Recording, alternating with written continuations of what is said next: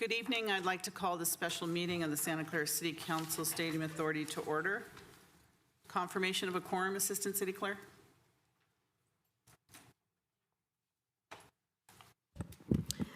Confirming quorum, Mayor. Thank you. We have one item in closed session. City Attorney. Thank you, Madam Mayor. Yes, one item, conference with labor negotiators with the city representatives as listed. The employee organizations under discussion are Santa Clara Firefighters International Association of Firefighters, Local 1171, Unit 1, and potentially unclassified fire management, Unit number 9B. Thank you. Do we have any members of the public that would like to speak on our closed session item? I see no one in the audience here. Anyone online, Assistant City Clerk? None. All All right, thank you. We're going to adjourn to closed session. We'll be back at 6 o'clock for our special council meeting. Thank you.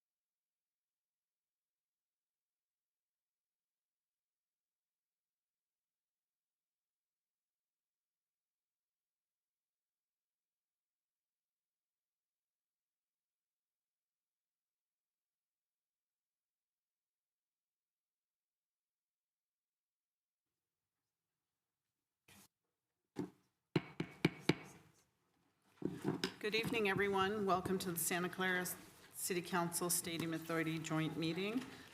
Could you please stand for the Pledge of Allegiance and remain standing for our statement of values? I pledge allegiance to the flag of the United States of America and to the republic for which it stands, one nation, under God, indivisible, with liberty and justice for all. As we gather, we humbly seek blessings upon this meeting.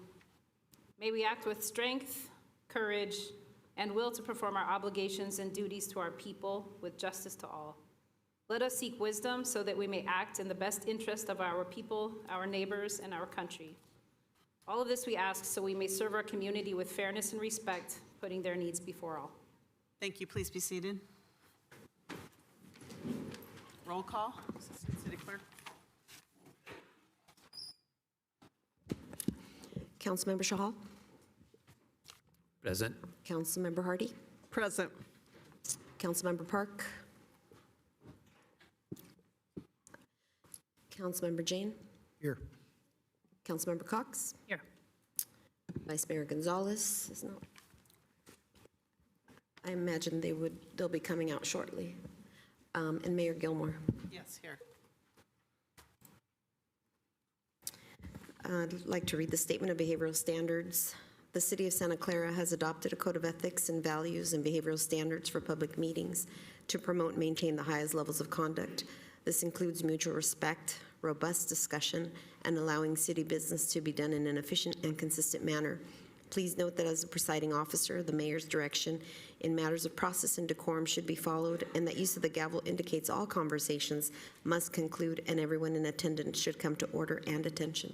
Welcome and thank you for your participation.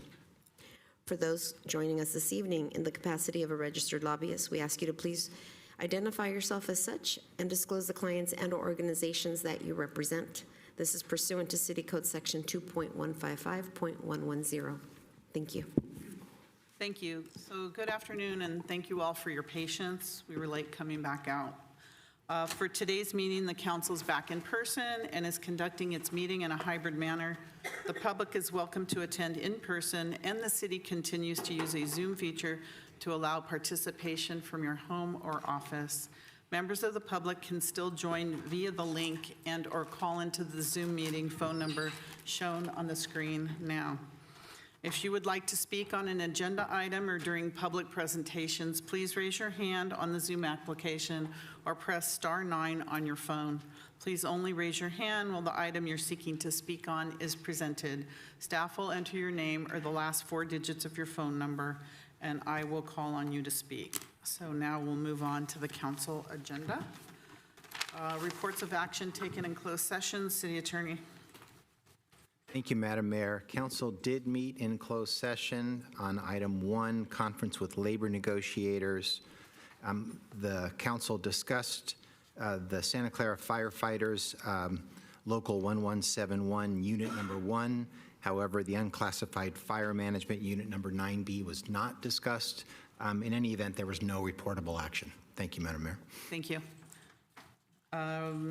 Public hearing, general business. All right, we're going to go to our first item, which is a study session on the proposed fiscal year 2026-27 municipal fee schedule. City Manager. Thank you, Council. Javon Grogan, City Manager. Item 2 that is before you is the first in a series of our meetings this year related to the upcoming 2026 fiscal year budget. This item is a study session for your master fee schedule with a public hearing for adoption of the schedule scheduled for April 21st. It's important to note that this item focuses on the city's cost of service fees. These are fees that are charged to recover costs of time and materials spent for a specific service received by a user. This item does not include utility user rates. Those are presented to the City Council and adopted separately. Also, this item does not include taxes, as those are approved separately by voters. Director of Finance Ken Lee will make some additional introductory comments and introduce our consultant tonight, who will present the bulk of the presentation. Thank you. Thank you. Welcome. Thank you, Manager Grogan. Good evening, Honorable Mayor, City Council. Ken Lee, Director of Finance. Appreciate the opportunity to talk about municipal fees. This is the time of the calendar year where you'll see me, I think, over the next 5 council meetings to talk about budget items. And before I start and introduce our consultant, I do want to recognize it's a very busy time in our budget season. So our budget team, led by Margaret McCann, is here, and the fee study, largely led by Tess Wong, with many of our departments and our consultants. So just wanted to recognize their hard work during a busy time. Historically, Santa Clara completes a comprehensive cost study regarding municipal fees every 2 years, and then in the off years, we apply a cost of living adjustment. We have contracted with ClearSource Financial Consulting for the last 5 years. They've been before this council many times around this time of year. They are an established expert in this field. They serve as fee consultants for many municipalities within California. The city's fee consultant, Terry Mattson, president and principal consultant with ClearSource Financial, will lead us through tonight's study session and results from the study. His team performs a very in-depth review, as you see in the 2 attachments. One is the proposed fee schedule, the other is the actual cost of service fee performed by our consultant, and a lot of details, including the types of position classifications and their time study that work on every individual fee. City departments were collaborated with their respective sections in the fee schedule, and they're available also to answer any questions at the end. And after the presentation by our consultant, I'll close us out with presentations, and we'll have a question and answers. So with that, turn it over to Terry Mattson. Thank you. Welcome. Thank you, Mayor and members of the City Council. Thank you for allowing me to speak with you this evening. I will do my best to avoid being long-winded. I know you already had several items to consider, and you have others to consider. So I have about 12-slide presentation. The first section of the presentation is just an overview of Santa Clara policies and just general fundamentals of fee setting in California. The second portion of the slide deals specifically with Santa Clara and what the City Council will be asked to consider at an upcoming City Council meeting. So this evening's item is simply a study session. At the April 21st meeting, the City Council will be asked to formally adopt an updated fee schedule, but this gives you an opportunity to provide any feedback, and then us an opportunity to think through your feedback and address it for the upcoming meeting. Excuse me, can I, Mayor through the chair, Councilmember Park has a procedural matter with regard to reconsideration. Can I? Can you what? Can I ask for? We don't have reconsideration on the agenda. Right. Where's the city attorney?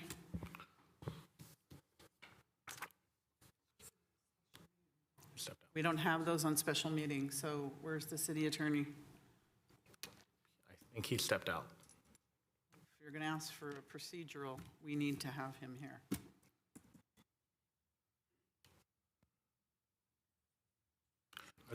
I was informed that there's a member of the public that would like to ask for item 4 on the agenda to be continued.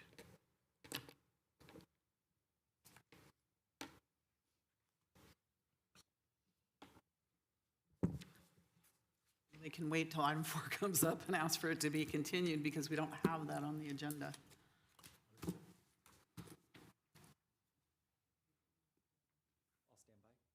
Please stand by. I'm sorry about this. I apologize. City Attorney, we have a procedural question.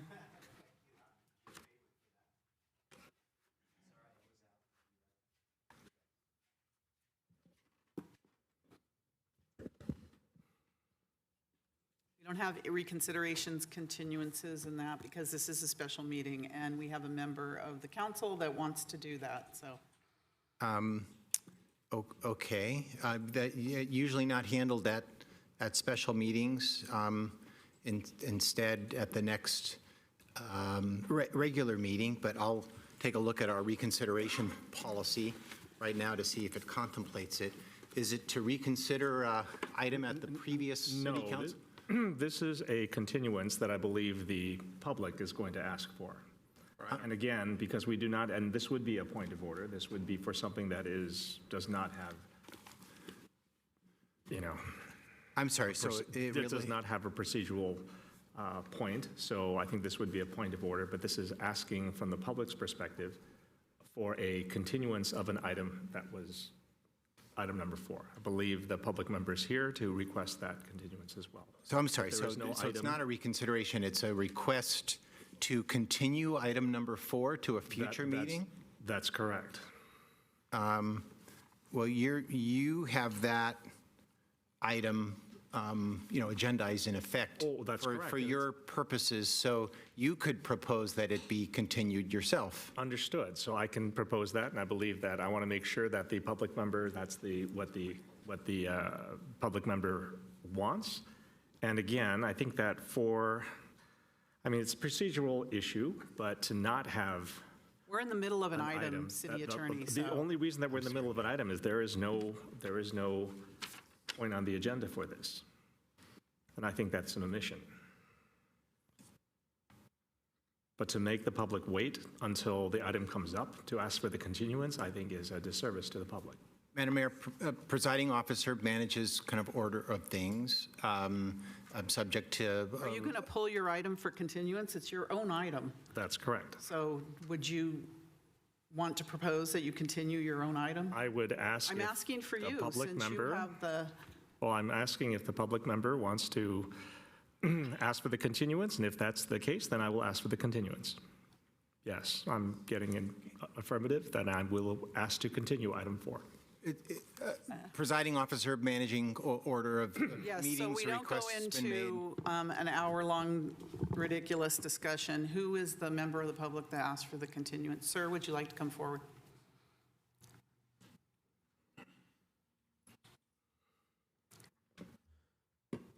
Hi, my name is Noah MacDonald from Reclaiming Our Downtown. On March 10th, I requested an 030 asking the city to look into concerns with how the downtown RFP process was being handled. We expected it to be on the next regular meeting. Instead, it's on tonight's special meeting. With how important this is to the community, we're requesting that it's heard at the next regular meeting instead. So you're asking the item that's on the Yes. agenda from Councilmember Yes, Park be at a regular meeting? Yes, Right. item 4 on the agenda. Is there a motion for that? Motion? I'm sorry, if I may clarify, Madam Mayor, this item number 4 isn't a substantive discussion of this item. It's just for purposes of the council discussing whether or not to add it to a future agenda. So if you were to continue this I item, assumed that we were going to continue, To a and then at a future- regular meeting, they would then discuss putting it on a future yet meeting. another meeting, so. That's what I thought Councilmember Park So I'm not, wanted. yeah, so I'm a little confused. The only discussion Okay. that's agendized and appropriate for tonight is whether or not to To set it for add a this future item to meeting. a future meeting for substantive discussion. Then, what I will do is I will inform the public member that what we're going to do tonight is we're going to vote to agendize it, which is an extra step, but this is what the process has become.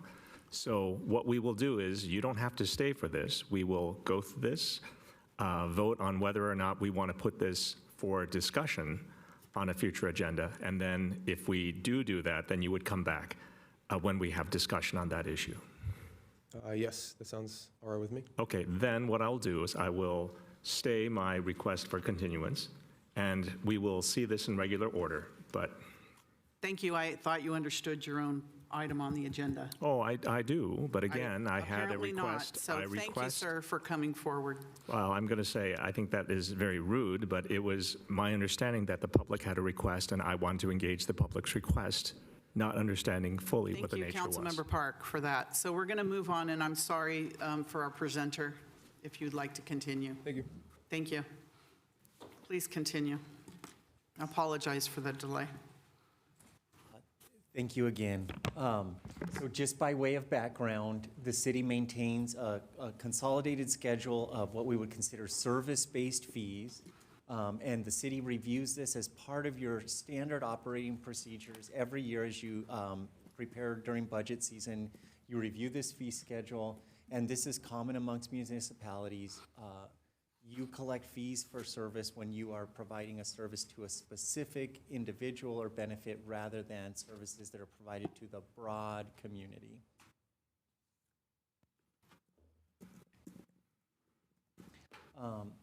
Why do cities like Santa Clara and your neighbors and other cities in California conduct periodic studies and update your schedule of fees from time to time? The number one reason is to comply with legal requirements. Because these are fees and not taxes, we want to ensure compliance with the California Constitution and the California Government Code that sort of informs the establishment of fees. And primarily what the Government Code and Constitution identify is that we do not want to be in the profit-making business. We can recover our cost of service, but we don't want to recover beyond that. And that fees should be set proportional to effort. So something that has a more intensive effort would have a higher cost of service and likely a higher fee than something that's less intensive in effort. Finally, when we recover our cost of service, it sort of by definition frees up our general fund resources to be used for other services of broad community-wide benefit. And when we recover our cost of service, we position Santa Clara to continue to meet the service level expectation of the community. So as the finance director and the city manager mentioned, there is no examination of taxes, assessments, or utility rates as part of this item. It is simply service-based fees. Most commonly, we think of those as like building, planning, engineering fees. You also have parks and recreation fees, administrative fees for specialized license review, and so forth.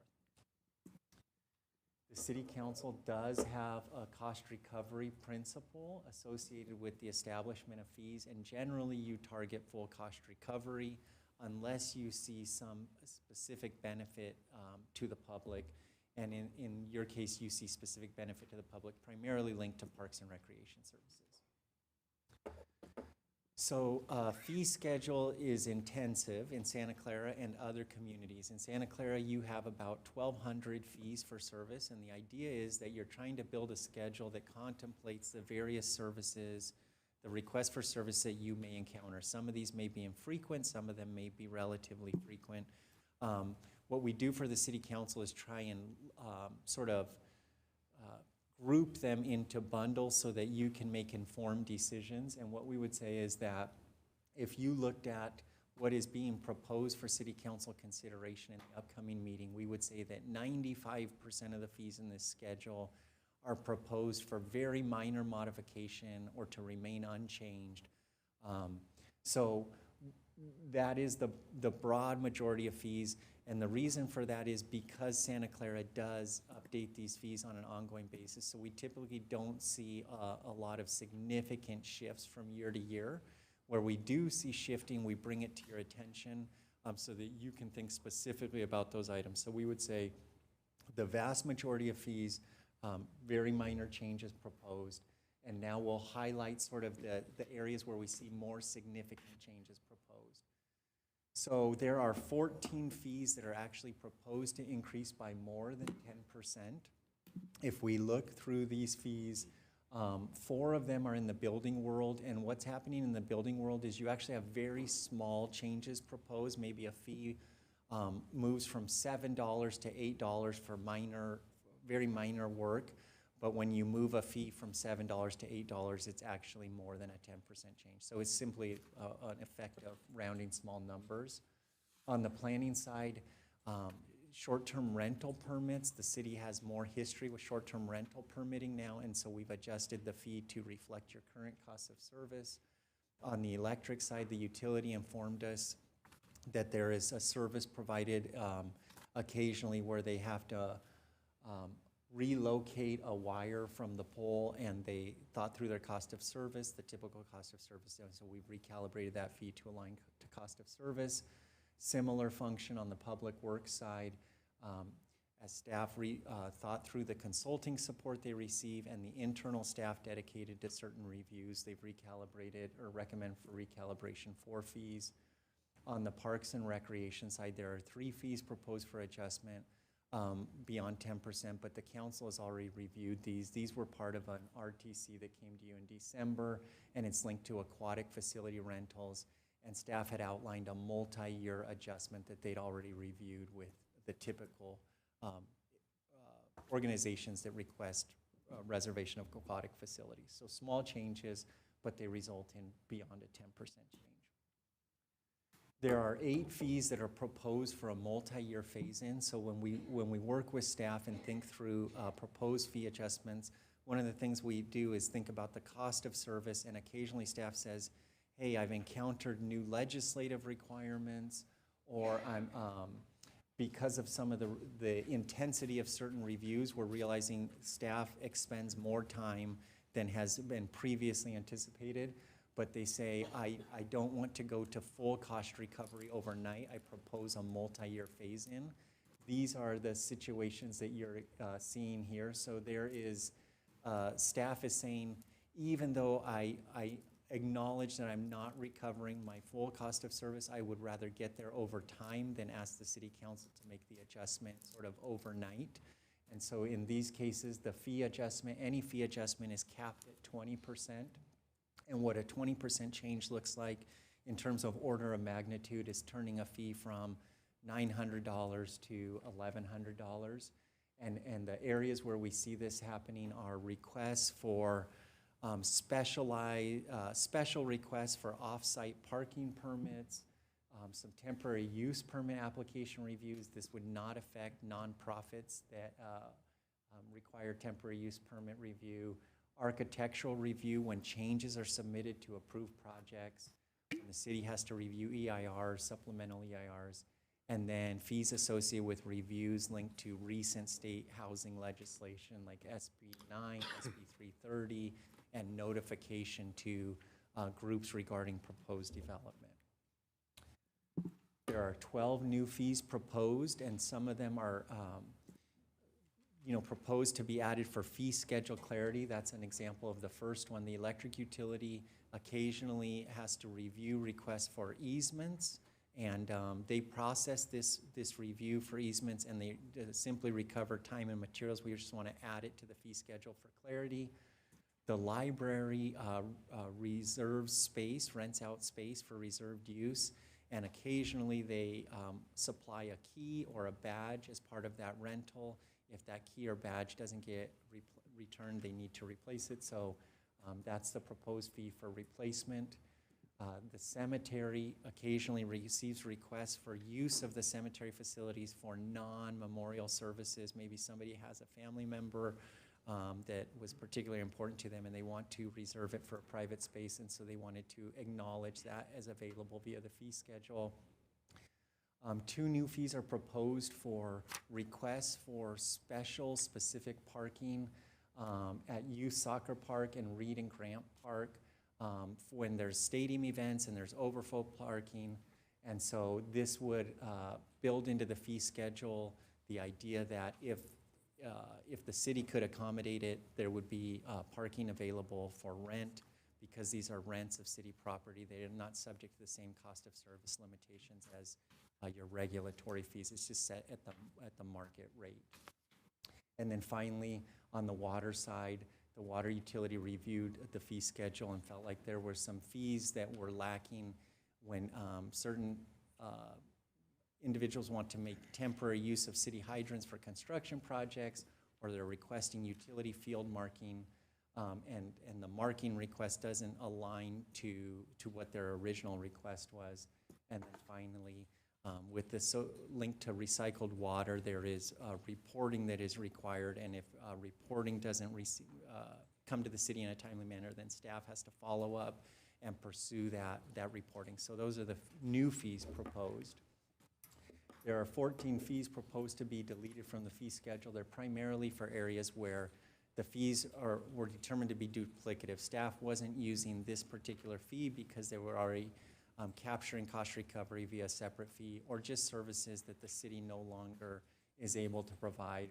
For instance, in the park and recreation side, you had historically rented out certain centers, but the Santa Clara Unified School District now has full operation of that, and so those centers are no longer available for rent by the city of Santa Clara. As mentioned, this item will come back to you for public hearing and formal consideration of a resolution to adopt fees. If you do decide to move forward and adopt fees, they would be effective July 1, 2026. I'm now going to conclude my presentation and turn it back to the Finance Director to discuss an item, an administrative item. Thank you. Thank you very much. Thank you. Thank you, Mr. Mattson, for the very detailed review. I did want to read into the record a couple items that during the final kind of production of the document, we did catch a couple things. And so working with our city attorney's office, I know Mr. Mattson talked about cost recovery fees. There are a handful of fees in the document that are based on rental access for facilities, and those are not required by law to be cost recovery. They could be demand driven. So I just wanted to make sure that point of clarification was read into the record. And then you might have heard in some headlines around a penny shortage. And so we made an effort in this document to round our fees without having pennies, and caught a couple errors in some cases in our public works fees where we did round to the dollar instead of the nickel. We will have some corrections next week. Those are where certain fees were reduced according to a construction cost index, and so we wanted to be a little bit more precise and round to the nickel there, and that was in an effort to round our fees to avoid this penny shortage that we've had internally in the organization. So wanted to make sure those points of clarification were included in the presentation. Thank you for the time, and that concludes staff's and our consultant's presentation, and there's staff both online and in person to answer any questions you may have. Thank you very much. We'll start with our questions. Councilmember Hardy. Just your last comment really struck me because you were talking about a penny shortage. I was surprised. Are we dealing in cash? Because electronic, that would not be a concern. I liked that you had the the slides that had some, not everyone went through and read the entire report like a lot of us did. And I liked the slides that you had showing some of the major changes. I'm wondering if that can be part of the public record when we go to the public over this. And it's important for our public to understand that some of these costs are costs for inspection or staff having to follow up on things. I like that you put the percentage change along with the actual dollar amount and had the summary of that. That helped. I did make a little note that underground utility, electrical situations, and cost hydrant. I didn't realize we had rent a hydrant. That was really surprising to me when I went through that. But I appreciate you explaining that was for possibly some construction, because those are the things that had the largest increase, and it would be tied to construction for the most part. So showing where those large or big changes were, I think is important for our public to understand that we're trying to keep the cost to them specifically down as much for someone, a resident who needs a service from the city, which is different than normal. Thank you. Thank you. Councilmember Jane. Yes, thank you. I was interested to see that there was a new fee for parking at the youth soccer park. I want to remind the public that on January 2nd, 2022, I created a 030, and the 030 states, I attended the 49ers game at Levi Stadium on January 2nd, 2022. I purchased my ticket with my own funds. I was given a tour of the stadium by Rahul Chandhook, Vice President, VP of Public Affairs and Strategic Communications, Jaz Sajan, Senior Manager of Public Affairs and Strategic Communications, Larry McNeil, Emily Matthews, Moon Javed. One thing that I noticed with the youth soccer park was not being used, and neither were the associated parking spots, which are owned by the city of Santa Clara. It seems to me that each of the 100 or so parking spots is worth between $50 and $100 each per large event. I was told that the city would receive all of the revenue if those parking spots were made available on event days, including NFL events. This could amount to up to $10,000 per event in revenue for the city, which could be applied to arts programs or homeless services or public safety. I would like to have a discussion about how to make those spots available when there are no events at the youth soccer park. Soccer gets absolute priority over use of that area. I realize that there may be some Measure R issues in play here, since the city cannot sell or lease land without a ballot measure. Perhaps the city could hire a parking management company to operate the city-owned lot on event days. So my question is, in the report, you're talking about charging something like $10 to $250 per spot for the youth soccer park and the Reed and Grant. What are the anticipated uses for that money? That's my question. Thank you. Councilmember Cox. Thank you, Director Lee. I know when municipal fees come up, there's always a lot of interest from the public that participate in youth sport fees. I understand that for every 10% we choose to subsidize, we risk cost recovery. I was wondering if there was any solid number on the estimated annual impact to the general fund if we were to continue to try to subsidize those kind of fees more. The other thing I'd like to understand a little bit more about, we talked about this this phase-in over several years that's going to start taking place. I believe there are 8 fees that are like that. I think in November, we had talked about a fee deferral schedule for park fees for one of our developers. And I don't know at that point if we were looking at fee deferment for park fees as something that this kind of complements. Perhaps that jogs anyone else's memory, but I would like to know if fee deferral is part of what we're going to be seeing as well, or if this phase-in strategy to defer costs is what we're really looking at, if that makes sense. Thank you. Vice Mayor Gonzalez.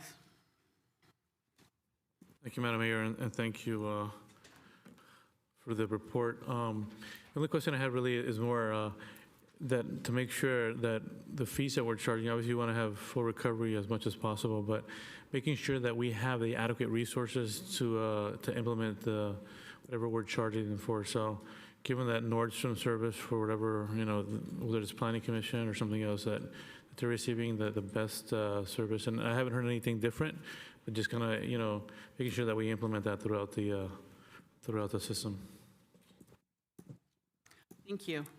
I have a couple of comments and questions. First of all, I've received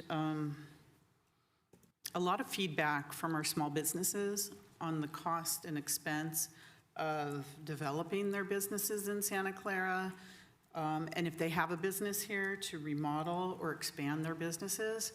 And so I've told them all that when the fee schedule comes forward, we'll look at where these costs are, because some of them just seem so prohibitive and sort of, against what our goal is to support our small businesses in the city. So I'm wondering if we can take a look at that. The cost for the field use for the kids, I know I'm always a proponent on letting our kids play for free. So I want to take a look at that. And I'm surprised about the parking at the youth soccer park and Reed and Grant that, again, I don't think any of the soccer organizations know about any of this. And so to put it in without any outreach, I think is disingenuous to our community. Again, no transparency on anything like this. And I know Councilmember Jane was with the 49ers at one of their football games. Maybe I think that was a holiday weekend where the city closes the youth soccer park, but I know that they use it most times during the NFL season. So I think that outreach needs to take place before putting and sneaking it into a fee schedule. We should talk about it in the community first. So that's really disappointing. That was more of a comment. All right, that's it for the questions. Thank you, Ken. Let me know if you need more time. I can go to the public. Maybe the public first, and then All right. we'll respond. Very good. Do we have any members of the public that would like to speak on this? Brian, I see you're up.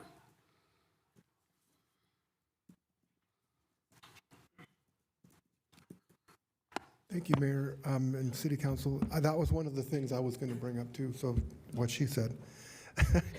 And also, I don't know if you can do this, but I'm not very good at this, and I have to take my hats off to the folks that are able to handle all these numbers.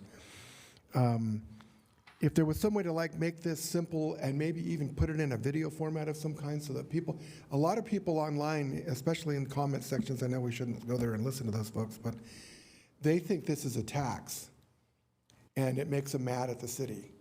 And it's not. These are people requesting specific information or specific services that are outside, like, if you're going to call 911 or if you need police services. I don't think that's really clear. And I just think, just as a member of the public that wants to understand this and wants to believe the best about the city, that would be better. Thank you very much. Thank you. Do we have any other member of the public? It's all staff here that would like to speak on the issue. Do we have anyone online? All right. Sorry, Ken, I wanted to give you more time. Do you need more time? No problem. So what I think, I'll answer a good handful. There may be one or two that Let will. me ask you, Ken, is this coming back again? Yeah, so next Okay. Tuesday for adoption, I was going to It's coming suggest for that. adoption?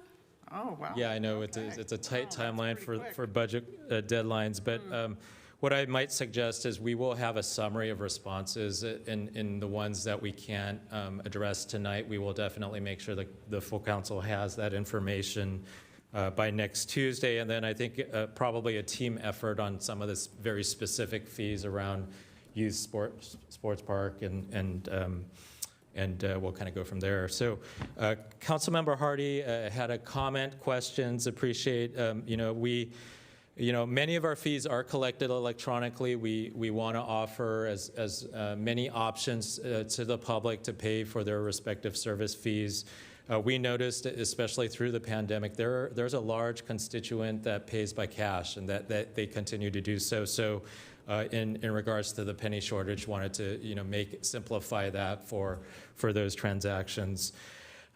With regards to some of the comments around the document, we do try and make it as transparent and readable to the public. We know there's over 1,200 fees here that we have to bring forward every year. So when it comes to grouping of changes, we definitely will make that part of our report on Tuesday, make that part of our public record. Percentage changes where we can. And then break out, you've heard some very specific fees with very specific services. We work with our departments and they identify, hey, when we work with this customer on these topics, we don't have a fee. So every 2 years when our consultant interviews every department division, the departments are the experts at the respective areas, the activities, and so they make suggestions on combining, breaking out, renaming fees for very specific areas, as you mentioned, underground utilities and hydrant services. Councilmember Jane asked a question around youth sports parking, and we have had a model with regards to the youth sports park. I know on occasion it's been used for different activities. At the end of every budget year, we do reconcile any revenues generated at that facility. We do return into a sinking fund. We know that there's maintenance with regards to lawn replacement and the turf out there that in the long run will require an investment. And so I believe there's a couple $100,000 kind of in that sinking fund. So I imagine that along with that policy, any dollars around parking would be returned back to that facility through that fund. I don't know if manager has some additional comments around that. I think there were a couple other questions connected to that, so I will elaborate. So it's important to note, and I think the mayor mentioned this, that historically the youth soccer park was really only used for youth events. Starting, I think, about 2 years ago, really led by the mayor and former council member Kathy Watanabe, really lobbied and brought Bay FC to the city. And so Bay FC rents the youth soccer park. Part of our arrangement there is that it cannot, any adult use cannot push off any youth use. And so we set up that sinking fund for those revenues to go into a fund to fund capital. And so that really started a process where CONCACAF, for example, had an event at the stadium and they wanted to practice there. The department made sure that it wasn't pushing off any youth events and they had a rental. And so we also have had outreaches for both YSP and Reading Grant for bus parking, for example, at Reed and Grant during big events during the city. I think we currently have a $10 fee. Staff looked at it and said, hey, you know what, for some of these major events or even just regular events where they're asking us, do we have a place to park? The market would bear more than $10. It would be appropriate to have a sliding structure that provides for market-based rentals. And the exact same thing for YSP. I've been out there a number of times during not just NFL events, but non-NFL events. The parking lot sits vacant. And so one of the things in talking to the department and in line with the model of utilizing the facility to obtain revenue to benefit repair and maintenance of the facility, as long as we're not pushing off youth events, do you let a parking lot sit vacant? And if there's the ability to obtain revenue to benefit the facility and the youth, continue to do that. And so that's the proposal. That's why the fees are in here. Certainly, we would continue the model of not pushing off any youth use. And it's a model that has a sliding scale so that if there's a major event and there's a market to charge more than $10 or even $100 for those spaces that are very close to the stadium, that's a way to leverage additional money. And as we know, one of our challenges has been setting aside money for our major capital facilities so when they need repair, there's a fund. We all know the story of the International Swim Center, and so this is a facility that has a marketability to generate revenue that can fund a portion of its own maintenance, and that's what this is intended for. I think it should have been, at least notice to the public that you're doing it instead of putting it just in a fee schedule.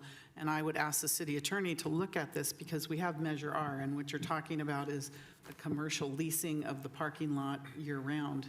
And I don't know if that complies with our Measure R, where we specifically called out the youth soccer park. Sure. So I think that's important to do, but you need to outreach to the community. You can't just do this on your own, put it in a report, and have the council approve it next week.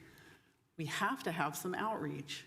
I can't emphasize that enough. Sure, Mayor, just to respond to that, Measure R dictates a long-term lease. I did not say a long-term lease. This would not be. Well, you're talking year-round. No, You said I'm actually football not. games and other events. Yeah, but there's a difference between various leases throughout the year or a year. I would like the city attorney to give us an opinion. Okay, sure. Well, if you would, I'd like to continue articulating an answer to your question. And so, My question was to the city attorney. so city manager. if you're not letting me continue, I'll turn it over to the city attorney. But I was responding to the questions Thank you. that you asked. My question was to the city attorney. Yeah, thank you, Madam Mayor. We did look at that in connection with this. I don't have the language in front of me now, but Measure R contemplates dispositions or changes of use greater than 180 days. And so you're right, if it was truly year-round, right, and it was used, year-round for that commercial purpose, or even if it was for 181 days, that would violate Measure R. The idea that it could be used sporadically, only for special events for that use, in my view, isn't inconsistent with Measure R. Measure R doesn't speak to that specifically, but it's those types of ancillary uses that actually has a Measure R being reviewed by the Charter Review Committee for clarification of things like that. But I think Measure R really gets at that longer-term disposition. I don't think this would qualify, Madam Mayor. One of the things that many people fought for was to keep that youth soccer park a youth soccer park. So the minute you start to take it and make it something else and start to commercialize it, it changes. And that's why I believe the community should be informed about this. Thank you. Go ahead, Ken. All right. So Councilmember Cox asked the question around the subsidy for parks, and I want to talk some numbers. And before I do, I do want to caveat that it is common practice in municipalities to subsidize parks, fees, programs, services. Working with our consultant, our parks cost recovery fees cover about 13% of the cost of the parks programs. And I do want to remind the public that the City Council did approve a Parks and Recreation cost recovery policy about 3 or 4 years ago. There were some very sensitive topics I know Mayor mentioned around nonprofits and kids' fields. And so I know that our Parks and Recreation Department brought back separately through multiple items and working with those groups, a very revised fee specific to those groups. But we do have a cost recovery policy around parks and recreation activities, 13% cost recovery. The subsidy of general fund dollars is roughly $26 million.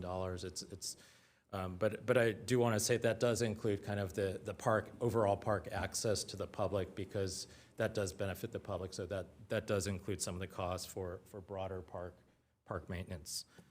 And then there was the question around I think it was park impact fee deferrals. That is not included in this item before you. That would have to be a separate kind of discussion and action. I also want to note actions around the park impact fees. Those typically are brought back separately because there's an appraisal that's done, a study, and so we're working with our Parks and Recreation Director to agendize that portion of the fees. And so those increases, those changes are not contemplated within your document here today. But when talking about the phase-in of fees, we have historically recommended multi-year phase-in strategies in certain areas where the subsidy to kind of mitigate the impact of the increase of these costs over time. We've had those phase-ins in our building, in our fire department as relates to developers. I know that when we were working with our community development department, they did recommend a phase-in in certain areas, and that's why we've continued that approach as we've done in the past for phase-in to kind of mitigate that impact to certain customers. Councilmember Gonzalez asked a question around resources to implement these fees, and that's part of why this item is before you today. Most of these fees are recommended to go into effect on July 1, and so it does take our department some time to effectuate these fees to make sure that from a system standpoint that, when these fees are collected automatically, those are changed. And then around our development fee areas, there is a law requiring a 60-day kind of notice period for development fees, and so this is in alignment with that. So it does allow us roughly a 2-month period to implement changes to the fees. Mayor Gilmore, you asked and pointed out that our small businesses have commented about the cost of development services. I do want to work with our community development director to have a full comprehensive review of the cost to our small businesses. We understand that for many of our development fees, especially when they're preliminary reviews or especially in our planning areas, we do as a city and by council policy subsidize many of those fees. I can't tell you, in terms of impact on small businesses versus large. So that's some of the information I'd love to bring back to you, to the full council at a later time. And then just taking a look, I think I responded, on field use for kids noted. I know that Damon worked very closely with those very specific stakeholders. I know that separately those fees were discussed, as well as financial assistance through the various programs that the Parks and Recreation Department offer. So noted, and we'll take any more kind of comment around that area. I think that's all the questions, but if I missed any, happy to follow up. Councilmember Jane. Thank you. I'm surprised that the mayor is so concerned about Measure R when she knows full well that when she asks for the BFC to practice at our fields, that an adult team, that there would seem to be no problem at that time. I'm going to reread my portions of my 030. We heard it already. Why do you have to reread it? Mayor, I said I would like to have a discussion about how to make those spots available when there are no events at Youth Soccer Park. Soccer gets absolute priority. I realize there may be some Measure R issues in play here, since the city cannot sell or lease land without a ballot measure. So I had brought up those concerns back in 2022. They seem to have been addressed with the BFC issue. So those are my comments. Thank you. Councilmember Chahal.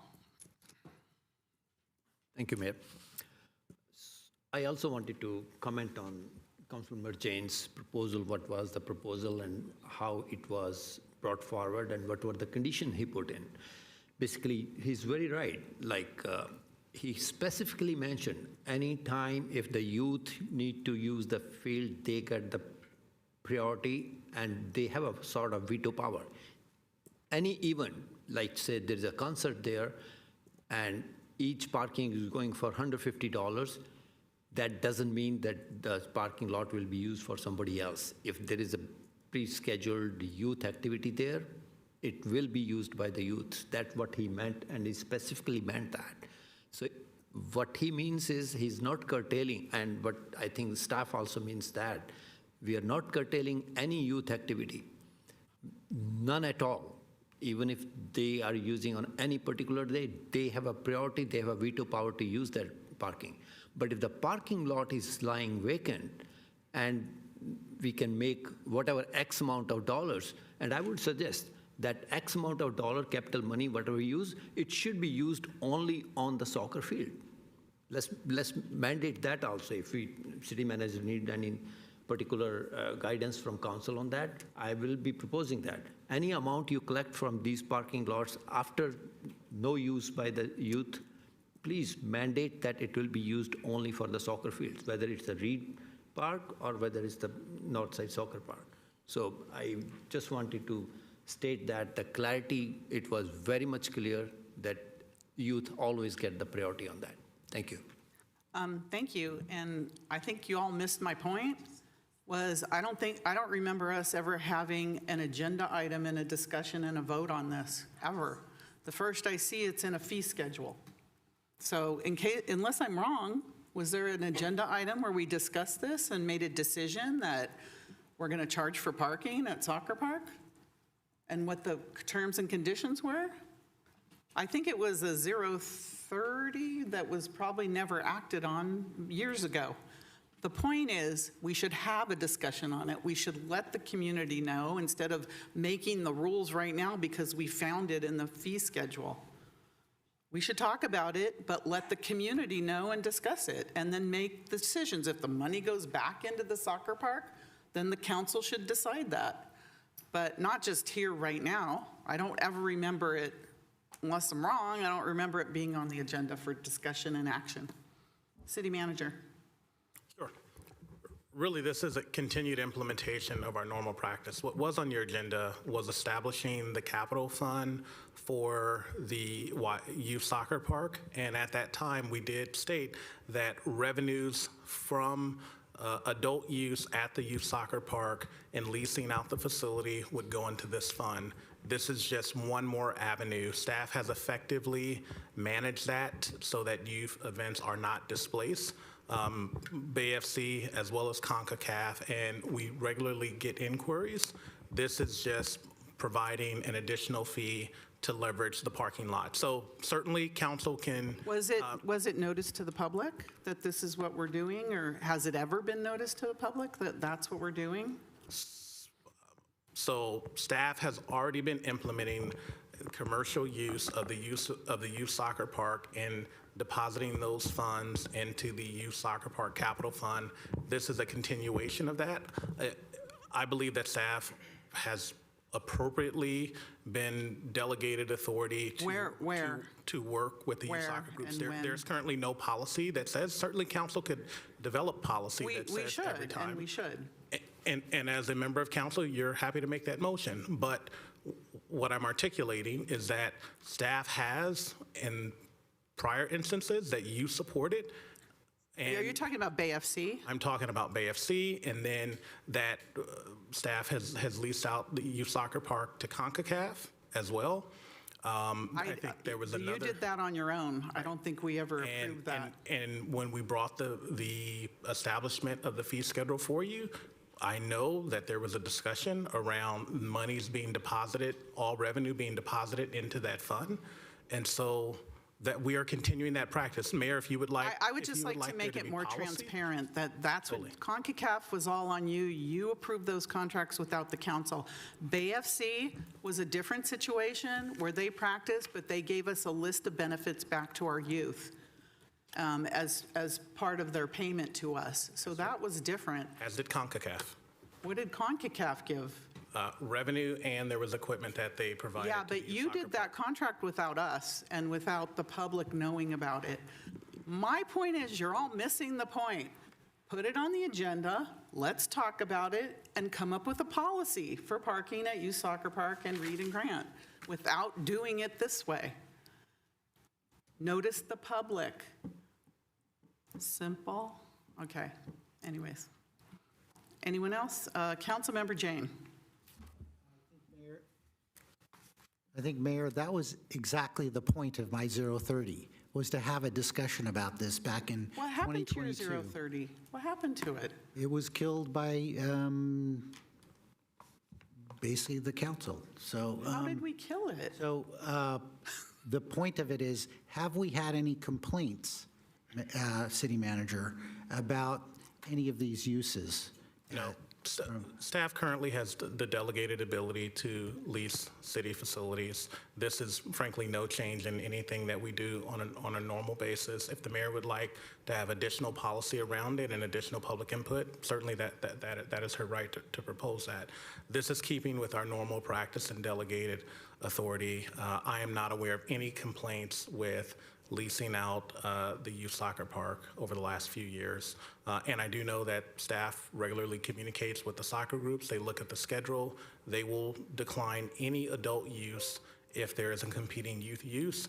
And I do know that there were conversations around establishment of this fund, and people were thankful that a fund was being established so that the youth soccer park would have a dedicated capital fund, and there was money being deposited into that fund for leveraging the facility. And so, I mean, I understand that the mayor is raising concerns, and she certainly her purview to do so, but they're new to me, and they haven't really come up to staff. I don't believe the staff has the authority to commercially lease out Youth Soccer Park without the city council approval. I don't believe that. Madam Mayor, if I might, not on that point, but just reminding the context of this All right, thank conversation. you. It is a Yes, study I session, get it. right, Thank on the fees. Thank and you for don't wanna- keeping me in line. Yeah, All right. very good. Councilmember Jane? No, okay, done. All right, study session over, yes. Thank you very much, Ken. All right, thank you.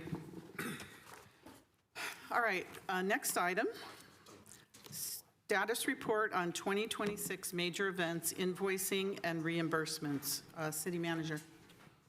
Thank you, Council. Tonight, we're bringing forward a brief status update on the city's invoicing and reimbursement efforts related to the 2026 major events, that is Super Bowl 60 and FIFA Men's World Cup.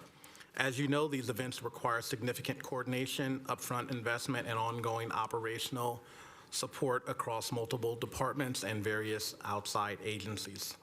To date, the city has invoiced approximately $1.57 million in eligible planning costs, with roughly $944,000 reimbursed, and the remaining balance largely tied to recently submitted invoices and documentation requirements that are currently under review. While the reimbursement process has been steady, there are still ongoing timing and process challenges that we will talk about tonight, particularly related to the FIFA funding sources that staff are actively working with our county partners and the host committee. Important to note, really the good news is that between the money that the state has allocated and the approval of the federal funds, there's over $50 million of costs that are eligible to the Bay Area Host Committee for FIFA cost. And so there are sufficient funds in addition to the responsibilities and commitments that the Bay Area Host Committee has aligned with the assignment and assumption agreement.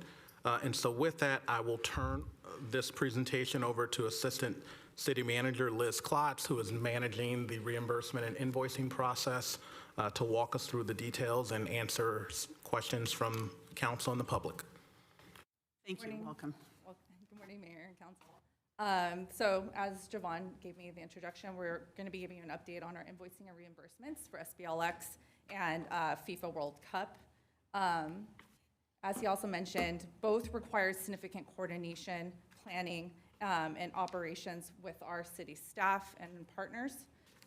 This includes our police and fire services, emergency management, coordination, traffic management, training, and logistical support.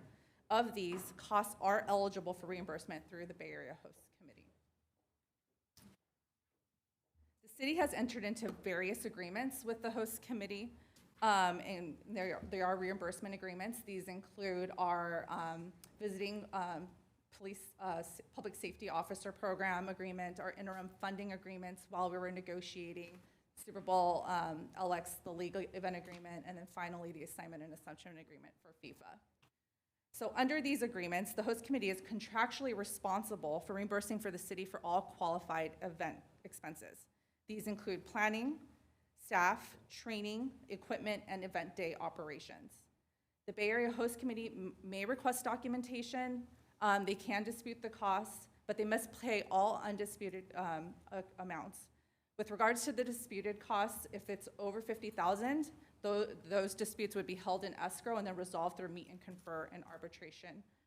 I can tell you right now, we aren't at that $50,000 level, so we're not in an arbitration situation at this point. I also want to highlight about the assignment and assumption agreement. There is a provision that requires the city to cooperate with the Host Committee in seeking and supporting federal, state, and regional funding to help offset the related event costs for the World Cup. This cooperation includes supporting grant applications, assisting in securing eligible funding, and other resources. This requirement does not shift financial responsibility to the city. Under the agreement, the Host Committee still is responsible for all qualified event expenses, including any costs not recovered by the external funding sources. Now I'm going to have Ken kind of discuss and go over our invoicing and process timeline and kind of detail what the process is for us to review these invoices. Thank you. Thank you, Assistant City Manager Klotz. Good evening, Honorable Mayor, City Council, Ken Lee, Director of Finance. Appreciate the opportunity and your patience here. I'm going to talk a little bit about the invoicing process and timeline and get into some very deep details about what staff does to kind of prepare some of these invoices and collect those costs. And wanted to talk through the timeline. Sometimes we're asked, why does it take so long to get reimbursed around our public safety costs related to stadium events, and really wanted to be transparent about what that process takes. And so the first bullet here, 45 to 75 days, is our reconciliation and our pay processes. And so the first sub-bullet here, you know, as an employee, a police officer works in events, that's within our 2-week pay period. So from the event date to when they're paid could be up to 3 weeks, right? So if they work an event early on in that 2-week pay period, that pay period closes, and then it takes 1 week for staff to process that pay period and for that subsequent employee to get paid. So that's the first kind of 3-week timeline from an event to potentially when that payment would be made. Separately, most of these costs are allocated to police and fire. They are on a separate calendar schedule for FLSA, or Fair Labor Standard Act, overtime calculations. And so in order to calculate the correct overtime for police and fire, the respective FLSA calendar period has to close. And so in this case, 28 days for police, 24 days for fire, and that adds additional time for when we can even start kind of the calculation to fully understand what the actual costs are. And even beyond that FLSA period, it does take some time to kind of calculate that within our payroll division. In all, that includes additional collection and reconciliation of all our payroll charges. I know that, you know, we've created many dozens of specific pay codes, and sometimes our employees, when they're filling out their time cards, might not allocate the right specific charge code. There's a process to audit and correct those codes, and that could take anywhere from a week or two working between finance staff and our department staff. And then at the same time, for any kind of special event that doesn't include third-party agencies or CHP partners or county sheriffs, those invoices are also collected at their respective timelines. So the sheriff's office might be short-staffed and give us their invoice at any 30, 60, 90 days. And so that delays part of the process or adds to kind of the timing of collection of the information. Once all that information is collected, reconciled, and compiled, we work with our manager's office on the additional documentation necessary for our specific Barrier Host Committee events. This includes functional time descriptions, and so there's an interaction with police, fire, and public works for traffic safety. For your respective time cards every month, what did you work on, and what are a description of those activities? The finance staff then works with our manager's office to create and send an invoice to the Barrier Host Committee that's anywhere from a day to 3 days.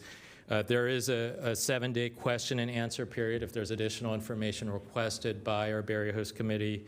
That adds to the timeline, and then the Barrier Host Committee has 30 days to pay upon kind of an agreed upon accepted invoice. And so that total process from start to finish can take anywhere from 90 to 100 days from the event date. And on the next slide, I'll talk about how does that compare with some of our other processes for revenue collection. And before I get there, want to note, in some instances, it might be faster to have a revenue collection process. In this case, part of the reason why it takes 90 to 120 days is we have very complicated pay processes. I talked about our FLSA pay periods. They're different for police and fire. And so some of that reconciliation and calculation of overtime in accordance with the law requires very detailed work by a very small payroll division.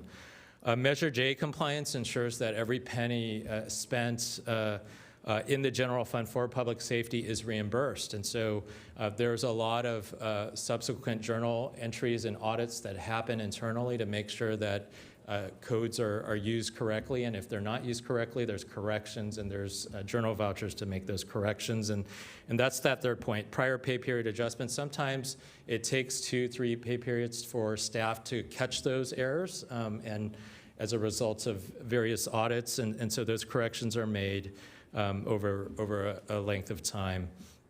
I talked about third-party vendor invoices. In some cases, there are delays from our third-party agencies in collecting that. We do partner with police to expedite those where we can, where we need to. In some cases, we will end up invoicing an estimate based on hours worked if we're waiting for some of those third-party invoices. But the goal really is to ensure a full, complete packet when charging very specific events. It's more inefficient to do the estimate, go back and reconcile against what was paid.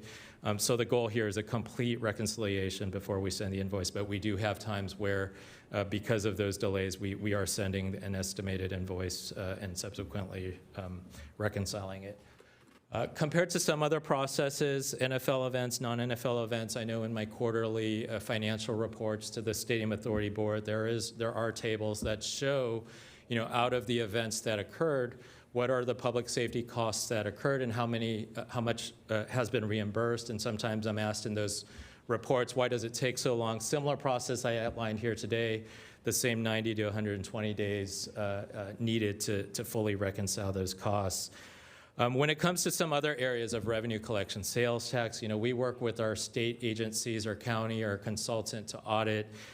They do advance some of those quarterly payments 60 to 90 days in order to get the advanced estimated payment for any month of any given year. And then true-ups for sales tax occur 45 to 60 days after the quarter end. And so when you add kind of those two timelines together, you're in the, anywhere from 90 to 100 days or so. Property tax, also a very complicated process with our county assessors division and working with them on the assessment role and working with our property tax consultant. We do get, when a property is assessed on a January 1st assessment date, we do receive cash coming in the door the following December, so about 12 months from that assessment date, and then the following April, so very recently, property tax payments were due. We'll get that cash very shortly. So 16 months from that original assessment date. And then I did talk to Chief Torres this afternoon around FEMA firefighter grants or SAFER grants, a grant that was $13 million, funded some key positions during our pandemic. And so from the time it takes from an employee to work to kind of finish those FLSA calculations there, submit those reimbursements. And this is a standard kind of reimbursement process that the fire departments has set up. Again, 90 days at the earliest, could be longer depending on timing of those costs coming back. And so hopefully these two slides give some very specific details as to the work and the tasks that our finance department, along with our city departments, undertake in order to compile a bill, especially for our major events. And so with that, I'll turn it back to Assistant City Manager Klotz for the rest of the presentation. Thank you, Finance Director Lee. So as Ken was mentioning, we're in the process of, one, reconciling the deployment costs from Super Bowl right now, and then we're also still working on planning for FIFA. So there is a lot of invoicing and reconciliation happening within our teams, and I'll kind of go into more detail about what is happening on those fronts. As for Super Bowl LX invoice status, the invoices have been reimbursed promptly by the Bay Area Host Committee. 99% of them have been paid within 30 days. And right now, there's only $18,000 that is outstanding, and that's at our direction because of the training. They have asked for backup information about the training that happened last fall. We're working through providing that backup documentation so they can understand what was the approved training and that it all lined up with what we agreed to. Also outstanding on Super Bowl is the November and December invoices. Those were submitted in March. They have 60 days to pay those invoices, and so they're still within the time frame of reviewing. They have asked for some supporting information on those invoices as well, and we're providing those in the interim. But those are not outstanding invoices. They are within their time frame for reimbursement. For FIFA World Cup, through August 2025, they've actually processed those invoices timely, also within 30 days. 82% of those costs have been paid. There is approximately 71,000 outstanding from those invoices. There's 16,000 that's disputed right now. Those are disputed training costs. There's another 55,000 from a trip to Scotland, in which the host committee has asked us to enter into a separate VSPO type agreement. And so we're working through drafting that type of agreement for that reimbursement. And so 11 invoices have been paid in full, while 3 invoices are partially paid due to those specific issues I highlighted. Invoice status since August, so September until present day. Our reimbursement timing has been an issue right now. The host committee, starting in October, once we submitted our subsequent invoices, had directed us to go to the county for reimbursement of the Cal OES funding. As you might be aware, they have approximately $1.6 million in Cal OES funding that we are to seek reimbursement from, and we've been trying to work with the county in developing an agreement, getting the right documentation to seek reimbursement on that funding. However, we don't have an agreement yet. And so for those invoices from September through December, those haven't been reimbursed yet. We have outlined our expectations to the host committee that they continue to reimburse the city under the terms of our existing assignment and assumption agreement until we get reimbursement from the county or have an agreement in place. I just wanted to give you a quick financial summary of where we are. So for planning costs for Super Bowl, we've invoiced $878,000. We've been reimbursed $611,000. The unreimbursed $267,000. That's made up of those November and December invoices that were in process, and then that training documentation that we need to provide to the host committee in the amount of $18,000. For event deployment, and this is where a lot of our staff resources are going right now. We've been gathering all costs associated with Super Bowl deployment period that started in January through February 9th. There are some qualified post-event expenses that we're also collecting. As you might be aware, on January 12th, the host committee was required to provide an advance payment. They paid $2.1 million to support the deployment costs. Following the event, staff developed the estimated deployment expenses based on all the information that we were able to collect from our third-party expenses, our staffing, and all our vendor costs. And right now, the estimated deployment expense is $6.025 million. On April 7th, under the agreement, on or about April 1st, we're required to provide the primary event expense request. And on April 7th, we sent that request over to the host committee, and that was in the amount of $3.8 million. And this amount is the estimated deployment expenses of the $6 million subtracted by their advance payment. We are in the process of compiling and verifying all remaining documentation. We are still collecting the remaining outside agency invoices, and we have an obligation to provide a final payment request on or about May 1st right now. For the FIFA World Cup financial summary, we've invoiced $688,000. We've been reimbursed $332,000.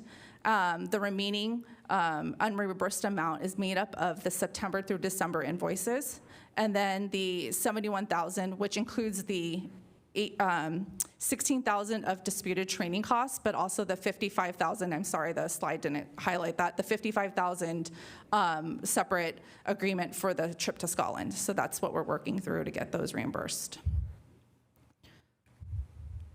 So in summary, the city is finalizing reimbursement costs for Super Bowl LX. That's our priority over the next couple weeks. And we continue to support the FIFA World Cup with planning, coordination, and event deployment, and getting reimbursements agreements with the host committee and the county.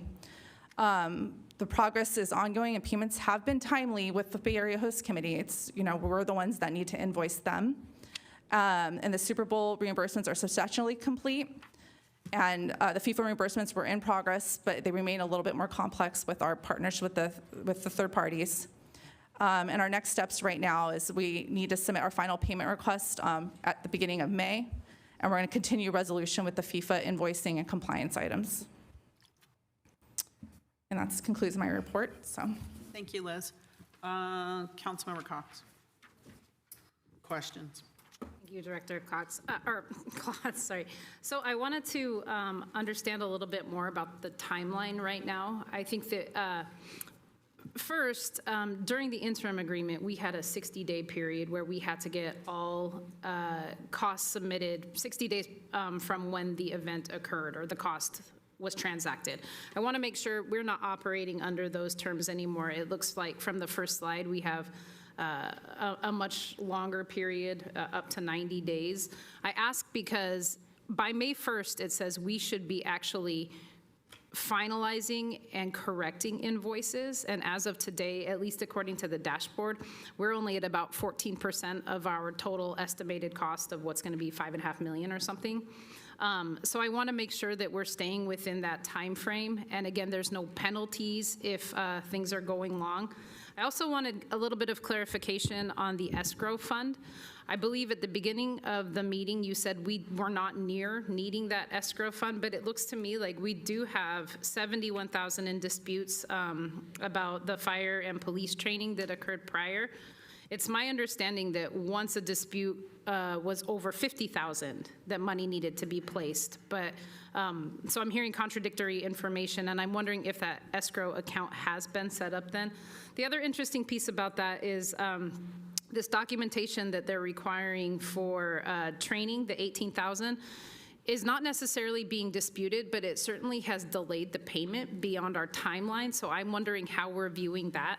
I'm wondering if that is something that, according to our LEA, we should be getting paid for now out of what would be an escrow fund.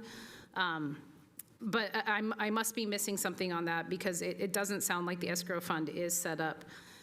The grant thing has been interesting right now. I did see that there was a lot of staff talk, or a lot of mention in the staff report about the burden that was placing on you guys to do this. And again, it has delayed payments beyond that. So I'm wondering if our LEA is allowing that to happen. If we were to hold the letter of the law on that, saying that we did not agree that we would have to wait for ourselves or others to get grant submission proposals in and approved before our payment structure took place, how do we enforce that? And then finally, I know that the Bay Area Host Committee, as the city manager mentioned, received a lot of federal income recently. 2 questions about that. I'm wondering, because they act as the entity now governing those funds, are we actually going to have to apply to the Bay Area Host Committee for grants to pay ourselves back or offset their costs? And one more piece of that said, if there was ample funding, the $124,000 that was pre-July 2024 would be repaid if they had federal funding. But I also believe that that said it was based on, you know, all the things that they had to pay first. So I'm trying to understand if we know where we fall in the line for that funding that said would be paid back if they did get adequate federal funding. Thank you. Any other questions?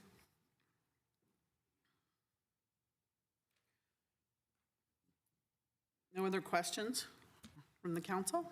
Okay. I have a few questions, and I apologize to the public, but I did send this to the city attorney and city manager 2 weeks ago for responses, and I haven't gotten a response, so I'm going to ask some of these questions now. So can you please confirm whether the league agreement permits the Bay Area Host Committee to delay payment based on third-party funding? And have any of the invoices exceeded the contractual payment deadlines? If so, has the city notified the Bay Area Host Committee or the 49ers Stadium Company, LLC, regarding their payment obligations? And under what circumstances will the city enforce Stadco as the backstop provision? And you talked about the county, going to the county for the OES funds. Are the county or other external funds intended to supplement or replace the Bay Area Host Committee reimbursements? You know, a big question I had is, I know we are to cooperate and help to get outside funding, but I was of the understanding that's not a requirement or doesn't relieve the Bay Area Host Committee for paying our costs once they're submitted. So I looked into the money that has been billed to the Stadium Authority, and I think it was over $1 million up till 2023. So I want to know how much in total has been billed to the Stadium Authority for Super Bowl and World Cup.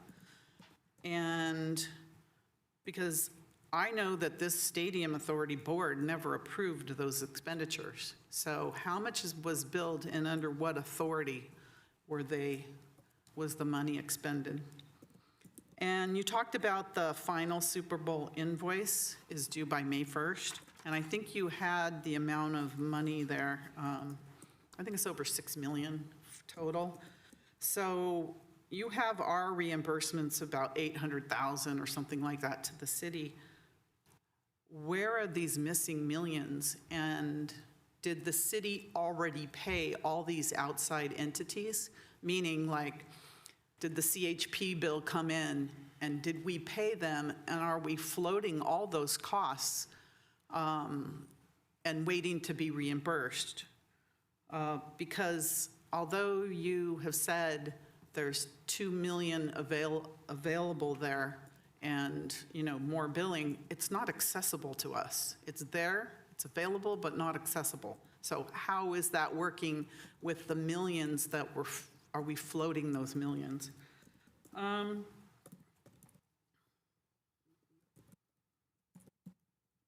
you said, I think 99% of the Super Bowl costs were paid, but I think, was that up to 8 in August of last year? Invoices, sorry. Or invoices? Yeah. Was that 99% of the invoices were paid. up till August Yeah. of 2025, like a long time ago?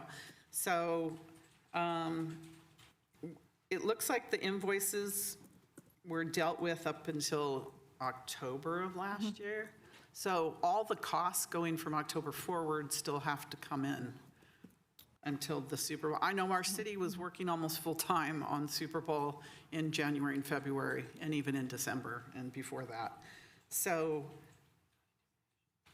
does the city get reimbursed for all the, it appears we're financing the Super Bowl, so the financing costs, the interest, the opportunity costs, all those costs, how are they dealt with or are they not dealt with at all? And so those are my questions on Super Bowl. And on FIFA, that's a different agreement. Under the FIFA agreement, is the reimbursement to the city a contractual obligation of our existing contract, our assignment and assumption agreement? Or are we being required to apply for a grant from the Bay Area Host Committee to receive our payment? And I think that's a really important question, as how we're getting paid back. And is there anything that in the agreement that requires the city to apply for a grant in order to be reimbursed? And does the agreement allow the Bay Area Host Committee to delay any payments to the city while waiting for their county, state, or federal grant? I mean, I read today that they're getting the grant. I don't know if they actually have the grant and have the money at hand, but does our agreement allow for any delays just because they may or may not have the money in hand? Do we know, what is the total estimated costs of the World Cup activities? I know other cities have announced their costs, but we never have. I heard it's 50 million, but I don't know. What is the total cost going to be? And what is our exposure for that? And I think those are my questions for now. I think Councilmember Cox asked about the escrow accounts. And do we have any open? You said we don't, but I think in one of the instances, we have over 70,000 in disputed FIFA costs. That's it. Councilmember Gonzalez. Thank you, Madam Mayor. Just a question. I forgot when it was that they deposit their $2.1 million into our account, or was that in December, I want to say, or?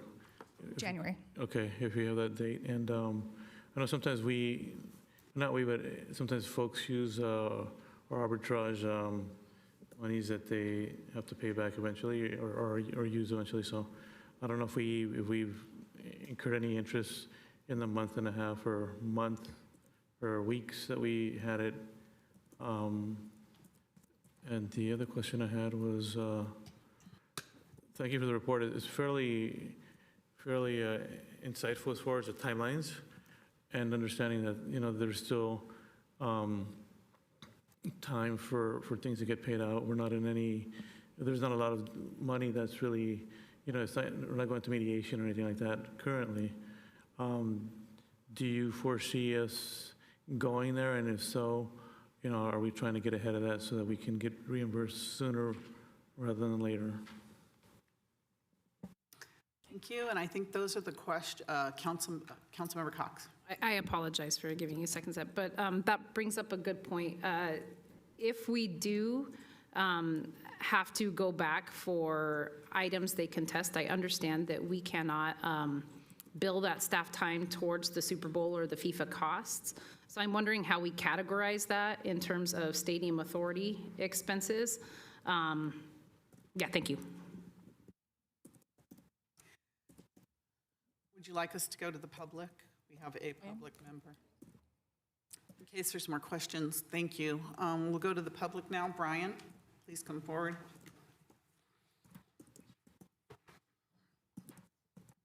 I can take a little longer if she needs more time. Just kidding.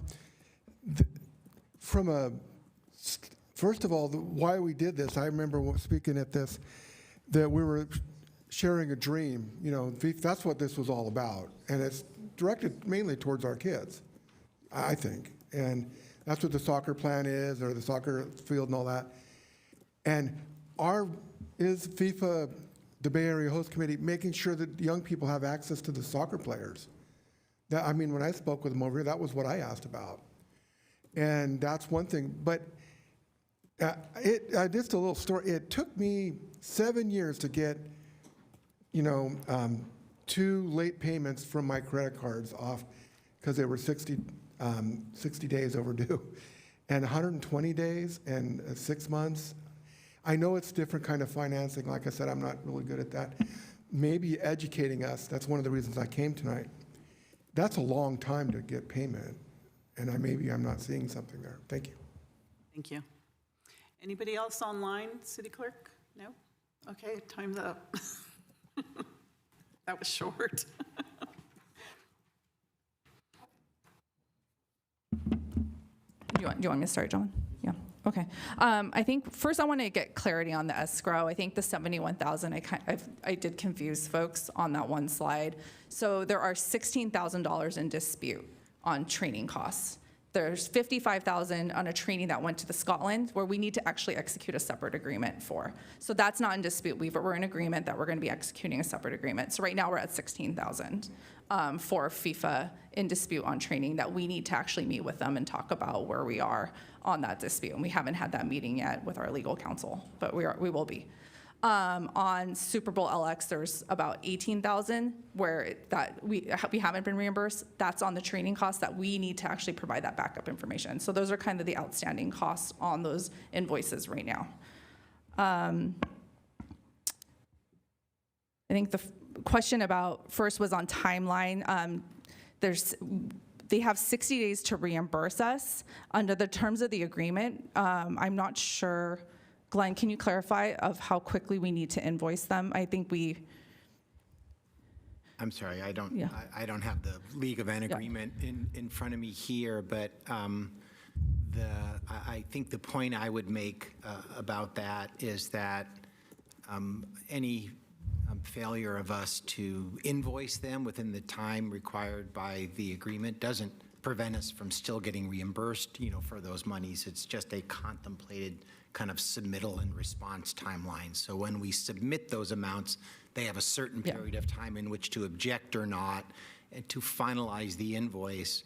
And then once the invoice is agreed and finalized, then there's a certain amount of time beyond that for them to pay it. So I'm sorry, I'm forgetting the submittal time. We're obviously, ideally, we're doing it, as soon as our invoice is ready. The finance director described how it takes us some time to put that together. Yeah. And then the question on the county, are we required to wait for a payment from the county? I think that's another assignment assumption term. Yeah, I can speak to that for both the Super Bowl agreement and the assignment and assumption agreement. And the answer is no. We don't have to wait to receive monies from the county. And the reimbursement of our funds is not contingent on our receiving any monies from any outside party. The thing that we've been sorting through is this general cooperation, provision where we're supposed to the extent there's monies that are being provided from an outside source, work to kind of facilitate the receipt of those monies, but none of that cooperation provision requires us to wait. And we're supposed to be, and we've communicated that, being reimbursed, in the interim while any such reimbursement kind of negotiation is pending. So that's a discussion we're having, right now with them. There is a provision, Mayor and Council, that does indicate that if there is monies that have been allocated and are committed to the reimbursement of our qualified costs, which arguably these OES monies from the county have been, we're to meet and confer with the Bay Area Host Committee to determine if their obligation to reimburse us does get offset by that, but that's subject to our approval as to whether or not that works that way or not. Does that affect our timeline? When we submit an invoice to get paid back? It need not affect our timeline. Yeah, so there is an aspect of some of these, conditions for these different funding sources that are different than what our obligations are with respect to the Bay Area Host Committee that we're trying to be cooperative and sort out. But Mayor, the answer is, under our agreement, we're still entitled to get reimbursement in the end and entitled to get reimbursement pending that. I think we've been, On our timeline, right? but I think we've not been, in theory, as aggressive as we could have been in order to try to work these things out. There's also been, I think has been pointed out, and then I'll turn it over to the city manager, for us with all that's going on and the challenge of assembling kind of the information. There has been some delay in our getting the invoices to them. So a couple of them were submitted, a few months later, than ideally they would have been. One for some additional costs only was submitted to them a few weeks ago. So they've got those now, and, we're at a point where, while discussions are pending with the county, we are saying to them, hey, we'll work with you to talk with the county, but in the meantime, we need to be reimbursed. And if we get monies from the county, that will be assigned to you if it's for those same monies. So, sorry, City Manager, you might have wanted to say something similar as that, but over to you. No, I agree with all of that. I also just want to articulate that a complicating factor in all of this is the criteria for reimbursement in all three groups. Right. What we all hoped was that there would be sufficient state and/or federal money to fully cover all of Santa Clara's costs. The good news is that that turned out to be a reality. One of the challenging components of that, and I will pause and actually say, the city supported that process, right? I helped to lobby in DC. I think letters were sent in support of federal grants. And so the good news is that that money came through. One of the complicating factors of that is in our assignment and assumption agreements negotiations with the host committee, we agreed to a certain reimbursement and accounting practice. Now that there's state money administered by the county, there is a different reimbursement and accounting practices to seek reimbursement through the county's process. And for the federal government, that will be administered by the host committee, there's a different accounting and invoicing practice to be reimbursed with the federal money. And so one of the things that we're doing is taking some time to sort it all out. A key point in that, and a point that may be beneficial to the city, is that recall, and I think Councilmember Cox mentioned that there were those pre-agreement unreimbursable costs that the assignment and assumption said, should there be sufficient state and federal dollars to be reimbursed, we could be reimbursed. We're sitting here with sufficient dollars, and one of the things we're navigating through is those unreimbursed costs appear to be reimbursable from the state pot, but not the federal pot. And so we want to go into this fully knowing that, so that we can reserve some of those state monies for those unreimbursable costs and utilize the federal monies for the if possible for the qualified event costs. And so know that we're navigating all of that and understanding the requirements, and the grants came through. Every grant has unique requirements, but also I totally agree with the city attorney that none of that offsets the commitments in the assignment and assumption agreement for us to be paid. And so we have communicated to that, but working diligently and trying to work cooperatively, we also want to make sure that we're not creating further complications for later reimbursement of expenses, right? Because one of the requests of the host committee is for costs that they have already paid us to be reimbursed, right? And so we're determining, okay, is that reimbursed from the state pot that's administered by the county, or is that reimbursed from the federal pot? And what are those unique guidelines so that we can also reserve money for our unreimbursable costs from the state money administered by the county?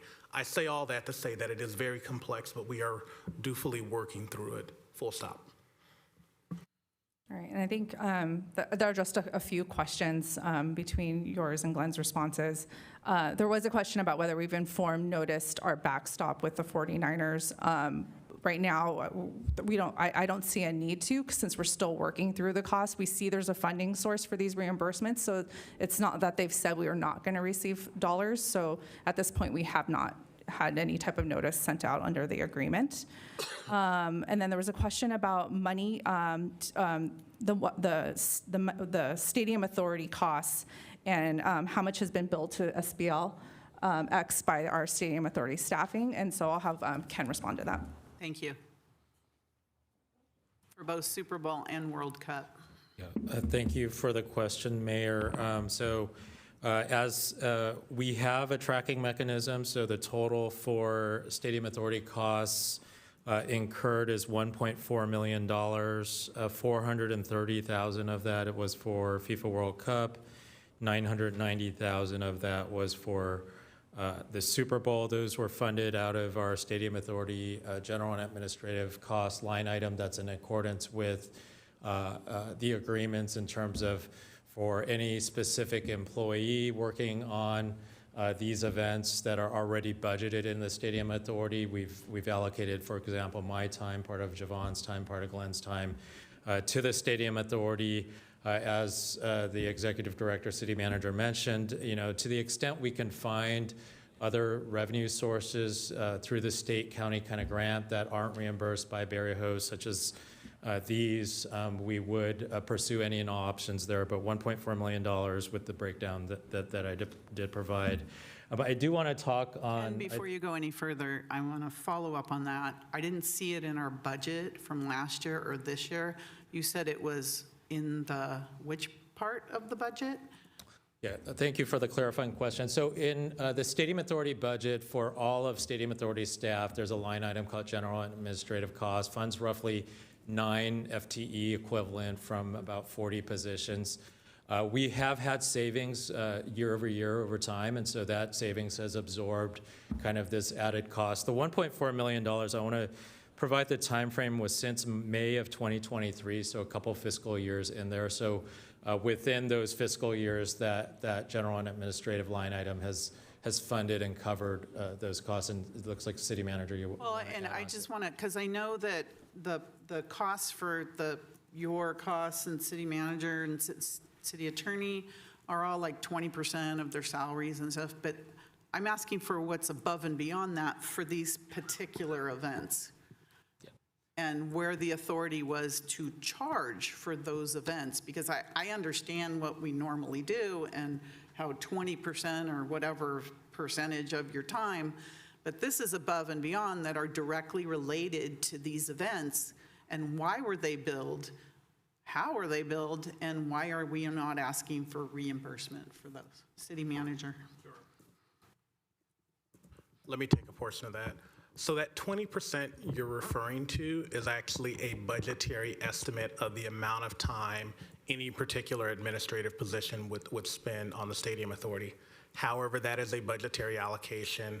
As in all of our FTE allocations, their budget, what actually happens is we are bound to record the specific amount of time that we spend on a given day on our timesheet, and both of us do that, and I know other staff do that. And so some years it's 15%, some years it's 22%, and it does fluctuate. I do think part of those costs that total a little bit over $1 million, if you recall, we had this conversation as we were going through the assignment and assumption agreement discussions and the league event agreement discussions account for our time to negotiate the agreements. It actually accounts for our time right now sitting here having policy setting conversations and updates to you. Through the negotiations, those were not qualified event expenses, right? For the events this year, nor Super Bowl 50, nor the College Bowl playoffs, right? Those are looked at as general administrative and overhead costs of owning a stadium, which is why we allocate general overhead and staff time to the stadium management budget. And so those costs are not tagged to be reimbursed through these agreements. So we never had that discussion that all those costs were, and I think it was some public safety costs as well. I'll have to look at the email that you sent me. Oh, here it is. The Stadium Authority is also this is from a memo that you sent me in April. The Stadium Authority has also reimbursed the city for staff time and travel-related public safety costs for Super Bowl 59 and 58.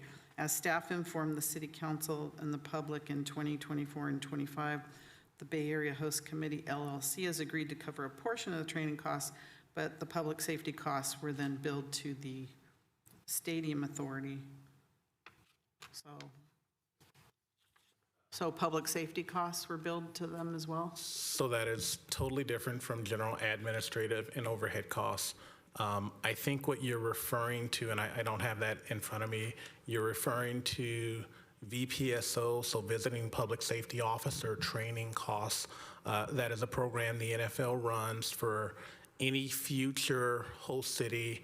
You have the ability to go to 2 prior Super Bowls so that you understand I understand all that. what a Super Bowl all is that. and what's entailed. And so as a part of the VPSO program, the Santa Clara Police Department was allocated a certain amount of money from the host committee to attend. And a part of that, it is both personnel that will be on the front lines as well as management personnel that can attend. There were allocated a certain amount of money. The Santa Clara Police Department wanted to send additional staff because they thought it would be beneficial. It was above the amount that the host committee would pay for, and so those costs were billed to the Stadium Authority, not to the host committee. So my question is a fundamental one, is that when we passed those guiding principles that said everything pre-event, during the event, and post-event would be out for reimbursement from the Bay Area Host Committee, what did that mean? What did that mean to you, City Manager, when we said all costs related to these events in our guiding principles to be reimbursed? Sure. Good question. It actually reminds me of a very similar question you asked several months ago. So those guiding principles, and I do believe I drafted the first version of those guiding principles, were actually guiding principles for negotiations, right? So that staff would have the council's guiding principles as we launched negotiations. We had check-ins during the negotiation process, and we were able to arrive at an agreement. Did we achieve every goal that the city council strove for? No, it was a negotiation. There was give and take. And we had that discussion. We actually had the discussion about administrative costs and the host committee. I believe actually the CEO of the host committee was here at the dais and said, I'm just not able to pay for costs that were incurred before we had an agreement, and your costs for your staff and your attorneys to help negotiate the agreement. What I'm willing to pay for are legitimate qualified event expenses. And so we had that discussion. Your guiding principles were just that, guiding principles, and we brought forward a recommended agreement that the majority of the board approved. All right, I get it. I think there were also a couple questions or comments around interest costs, financing, opportunity costs by a couple council members. I do want to talk about, with regards to the invoicing timeline, I mentioned 90 to 120 days. And as we do for other non-NFL events and NFL events, yes, the city general fund does float the cash with regards to that. That's not different from those other types of events. It's typical of reimbursement grant agreements. For example, the SAFER grant that I mentioned in a couple slides. The city does front those and as a reimbursement get reimbursements back. When the city did receive the $2.1 million early in January, I think it was Councilmember Gonzalez that mentioned, hey, did we earn interest on that? Absolutely. We earn interest on every dollar we receive from a cash perspective. It's pooled. We do provide an investment report, on those returns. So from the time that we incurred we received that advance payment to the time when staff would have been paid against that, during the Super Bowl event, I talked about that 3-week payroll incurring to when they get paid. There would have been some interest earned, and then subsequently when the city's spent more than what we've been reimbursed, then there's a time period where we're not accruing interest, and we are floating that cash, and that is not dissimilar to some other practices that we have in the city. Can Councilmember Jane ask a question? Your light's on. I wanted to ask staff, there's preparatory costs for pretty much anything. If we were to bid out paving a street and we got 3 bids and the people put time into preparing those bids, do we pay the losers any of their time that they spent in preparing those bids? And the analogy is, we spent a lot of time preparing for this. Even before we won the bid, we spent time on this. It seems to me that we can't expect to be repaid for some of the cost in preparing, but more fundamentally, if all of those costs come out of the Stadium Authority budget, is there a violation of Measure J? That's my question. I'll turn to the city attorney for the violation of Measure J. I know the answer, but I think it's best to come from the city attorney. Yeah, but no, the stadium, when the costs are incurred in connection with stadium operations, if the Stadium Authority pays them, it's not a violation of Measure J. And with regard to your example about a RFP, no, we do not pay for those costs. I'll also say for any event at the stadium, NFL or non-NFL event, there's a certain amount of executive administrative time that goes into that. We don't bill to that event, right? When there's a concert, there's engagement that happens with me, with Ken in the finance department. Some costs are covered in our general administrative overhead charges on invoices, but we own the facility and there's some management time involved in all of the activities there, which is why we bill management to the general management and management and administrative cost line item in the Stadium Authority budget, and we budget for those costs. Those costs do not come from the general fund. It is normal management and oversight. One could say that when you build the Stadium Authority for so much and continue to build the Stadium Authority, those are expenses. Expenses at the end of the day are going to reduce the net income to the general fund, which you can see from this year's Stadium Authority budget. When you look at the outlying years, there's a problem. So keep billing the Stadium Authority, it's going to be less money to the general fund. Could you say that's a violation of Measure J? I don't know. It's a thought. Go ahead. Go ahead, Ken. The other comment I wanted to make, I know there were some comments around the escrow account. We are ready to establish that at any direction. I know that Assistant City Manager Klotz mentioned about that threshold. We know that escrow accounts are available almost through any bank. We can establish one with our bank. I think working with the Barrier Host Committee to find a third party that we both agree to, we can move very quickly once directed to do so. So just wanted to provide that clarification. I'll turn it back over to Assistant City Manager Klotz. Thank you. I think there's just a few more outlier questions. I'm just going to walk through what I still had. Councilmember Gonzalez, you asked, do we foresee going into mediation? At this point, I would say no. I think we would advise the city council ahead of any mediation or arbitration, or I leave that to the city attorney, but we would definitely advise you ahead of anything that's leading up to that type of action. We also had a question, I think, from Mayor regarding the estimated costs for World Cup. We actually just updated that. It's in the assignment and assumption agreement. I think it was a little over $11 million. That was in the actual agreement. We recently sent updated costs for about $11.5 million for the deployment costs. Deployment and planning costs, around Is that FIFA. the city costs? That's the city costs. What about all the other outside costs where money flows through our general fund? That's what I'm interested in, because it's the amount of money that we're going to carry for all the costs. Do you want to take that? So the total FIFA costs have been estimated at just over $11 million. That includes all of city and outside agency costs. As has been stated, the city expends costs and then we're reimbursed.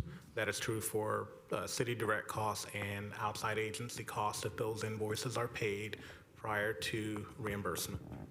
So each World Cup game will only cost $1.8 million. Is that what you're saying? for all the costs? So we're, If you want to average out all of the costs for that, I think your math is right. you said 11 million divided by 6. I just want to clarify, that includes the planning costs that Yeah, have been that's going what I on was for the gonna say. past It's the year. planning costs. It includes equipment, it also includes training, so there's costs in there. So it's actually closer to 1.2, 1.4, depending on the days. And so, but we are evaluating that with PD depending on, what safety issues we're addressing. And so those costs are constantly being updated, and we have to, if there's a huge differential, we do need to let the host committee know if that budget changes ahead of the event. What was FIFA going to pay us to rent the stadium? Is it like 12 million or 13 million, something like that? Do you remember what that was? That we assigned over to the Bay Area Host No, Committee? the rent amount was very low. Yeah, I'm not remembering the exact term, Mayor. We talked about that when you approved the agreement. No, and I'm wondering if our costs are so low and they're only 11 million, we should have just kept the money and not had to go through all these very onerous reimbursement agreements. Mayor, that amount came with all sorts of other costs that we are not responsible for, that we would not have wanted to undertake. I Yeah, and we understand. made sure that all of those obligations were were not assigned to us. And in fact, if you recall, explicitly got FIFA to sign a waiver and release agreement of any of those costs that are being borne by the Bay Area Host Committee. Well, if our costs are $1.8 million at the most per game, then we're the lowest of any of the venues for World Cup games. So that's good. All right, very good.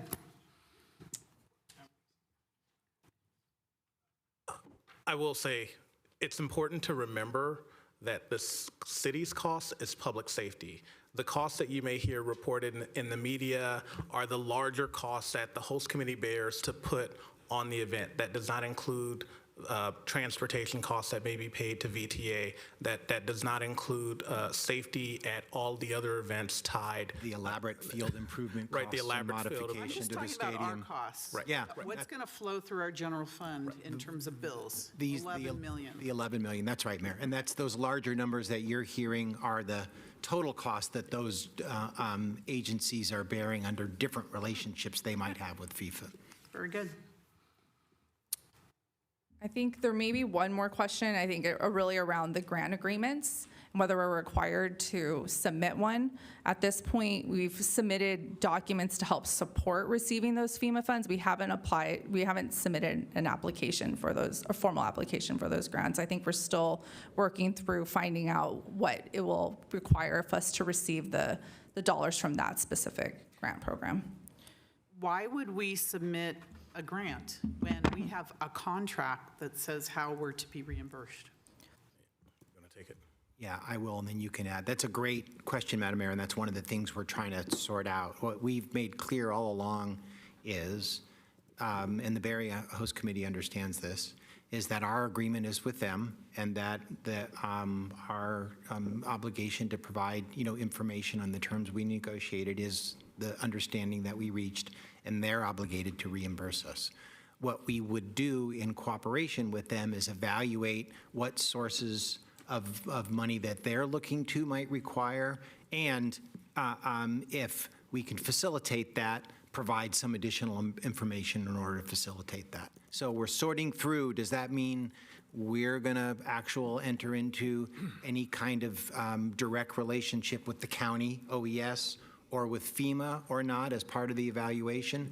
But always with the understanding that if we don't get reimbursement from those sources, ultimately the Bay Area Host Committee is responsible for reimbursing us all the money that we're entitled to under our agreement with them. So the way you made it sound now is that we're going to apply for these and wait, and if we don't get reimbursed, why are we not enforcing our contract? That's not what That's what I heard. Yeah, that's not what I meant to say, Madam Mayor.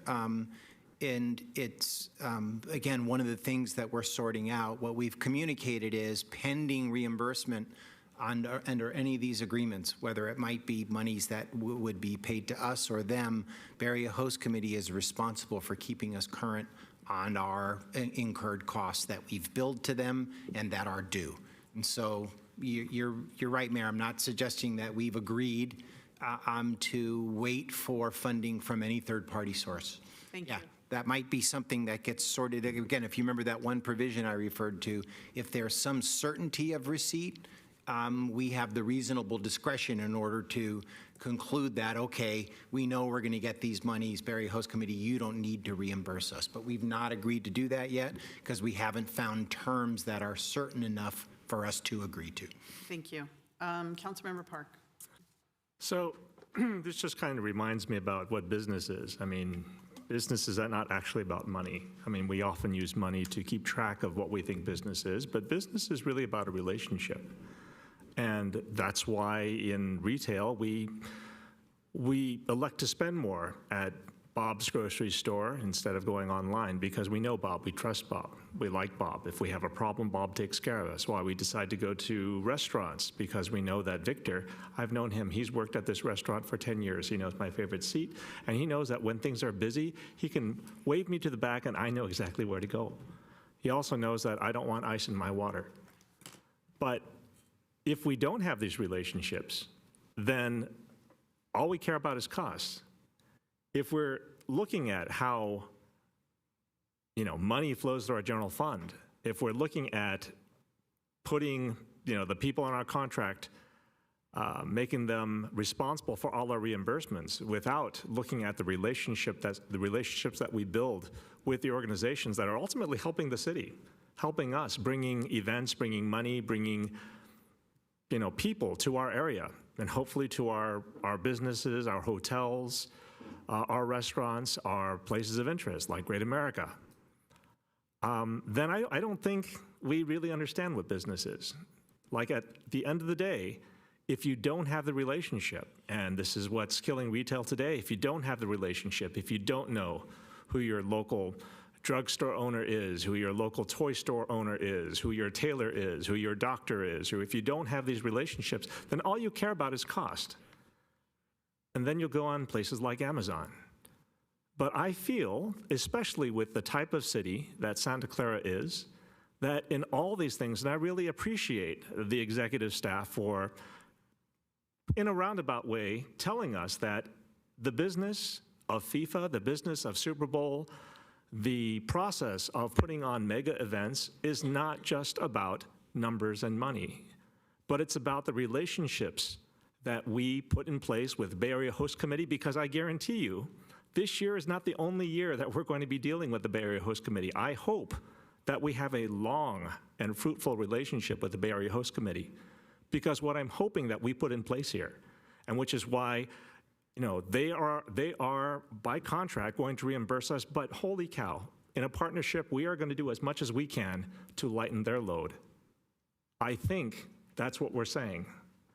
And I would really like to, again, appreciate staff for all the work that they've done, appreciate everyone that's working on this process, to say thank you to the Bay Area Host Committee for bringing these events to our city, because we could fund all the money ourselves and we can worry about the costs, but without these partners helping us, in a lot of ways, we are floating money, but we're floating money for a much bigger return. And that return is not just reimbursements back to our general fund.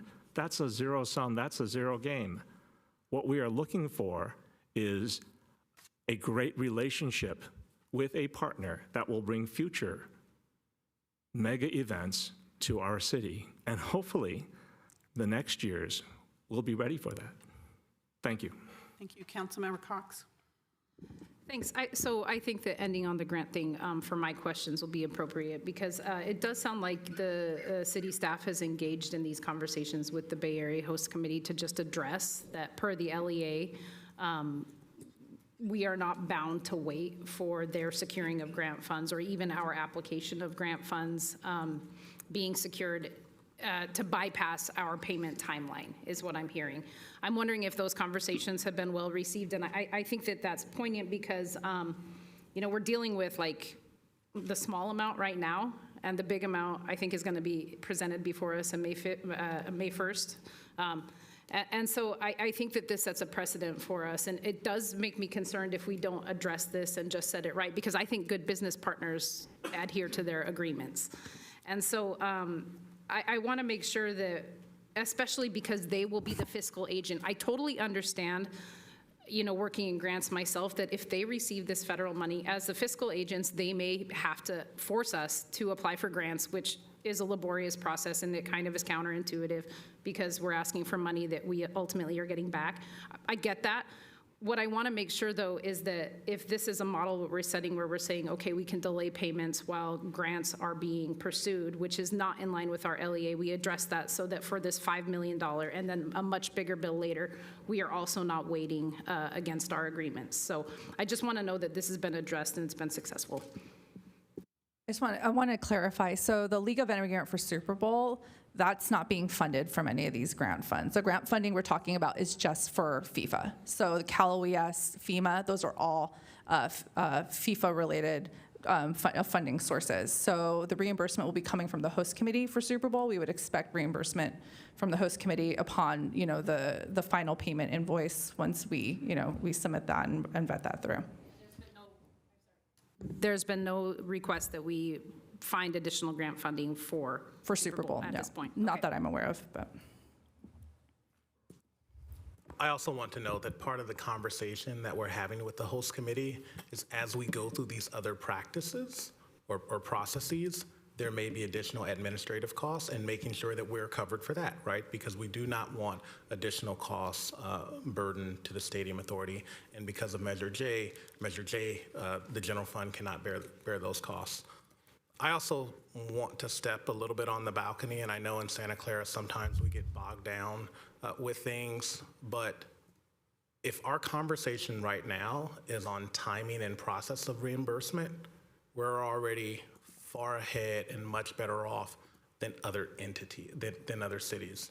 When we went and toured New Orleans officials told us that the city allocated $10 million of general fund money to help put on the Super Bowl. Right? Many cities are envious of Santa Clara because of Measure J. And so I know we're having very intense conversations about the timing and process for reimbursement, but we are very much more advantaged, and frankly, other cities envy our position because even some of the cities on the West Coast have spent significant general fund money to host and put on these games to receive a similar benefit that we're receiving. And we have Measure J, and we're talking about the timing and process of reimbursement. Thank you. So, Councilmember Chahal. Thank you, Mayor. So I'm assuming all the questions are over, right? Yeah, I just want to make some comments on that. First of all, I want to thank our staff, city attorney, city manager, and the staff, which has come up with the diligent agreements with the Bay Area Host Committee. I know it took longer than expected, but I think they covered all the bases, and that's the result of the reimbursement we are getting and the timeline we are showing right now. 99.3% of the reimbursement has been paid, what we're billed, basically invoiced in timely fashion. So as a partner, like, we could not have held FIFA, the city would not have been able to hold the FIFA. We would not have been able to hold Super Bowl as a city entity or a stadium authority entity. So we have to depend on outside agencies, which is in this case is a Bay Area Host Committee, which has cooperated to a large extent with our city staff to come up with those diligent agreements. And I think they are proving to be right. We are getting the reimbursement what we supposed to get, basically. Yeah, there are issues with the 18,000 training and other things. Those are minor, and I hope when we are able to sort out those bigger reimbursement, those are minor and they will be sorted out down the line. So I agree with Councilmember Park that these are the relationship which we need to build with these outside agencies, which brings so much economic activity. We are only talking about our city reimbursement about 11 million for the FIFA, but think of the economic activities trying to bring to our small businesses, our hotels, how much TOT, transit-oriented tax we will be getting from our hotels. So if you incorporate that, that is a secondary, like, glaring funding coming to the city of Santa Clara, whether to the residents, whether to our general fund indirectly. So we all have to assume that these are and that's why the stadium was here. I know I didn't support Measure J because of all the time consumption and all the nuisance which we are trying to sort all of those. But I think with all the economic impact and all the contracts we signed, we are in a very good shape.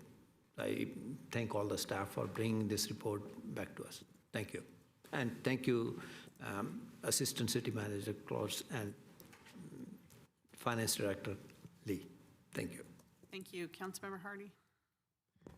Just want to tell staff thank you for keeping us up to date, and I'd like to make a motion to note and file the report. I don't think we need to. It's a That's on there. Oh, it does?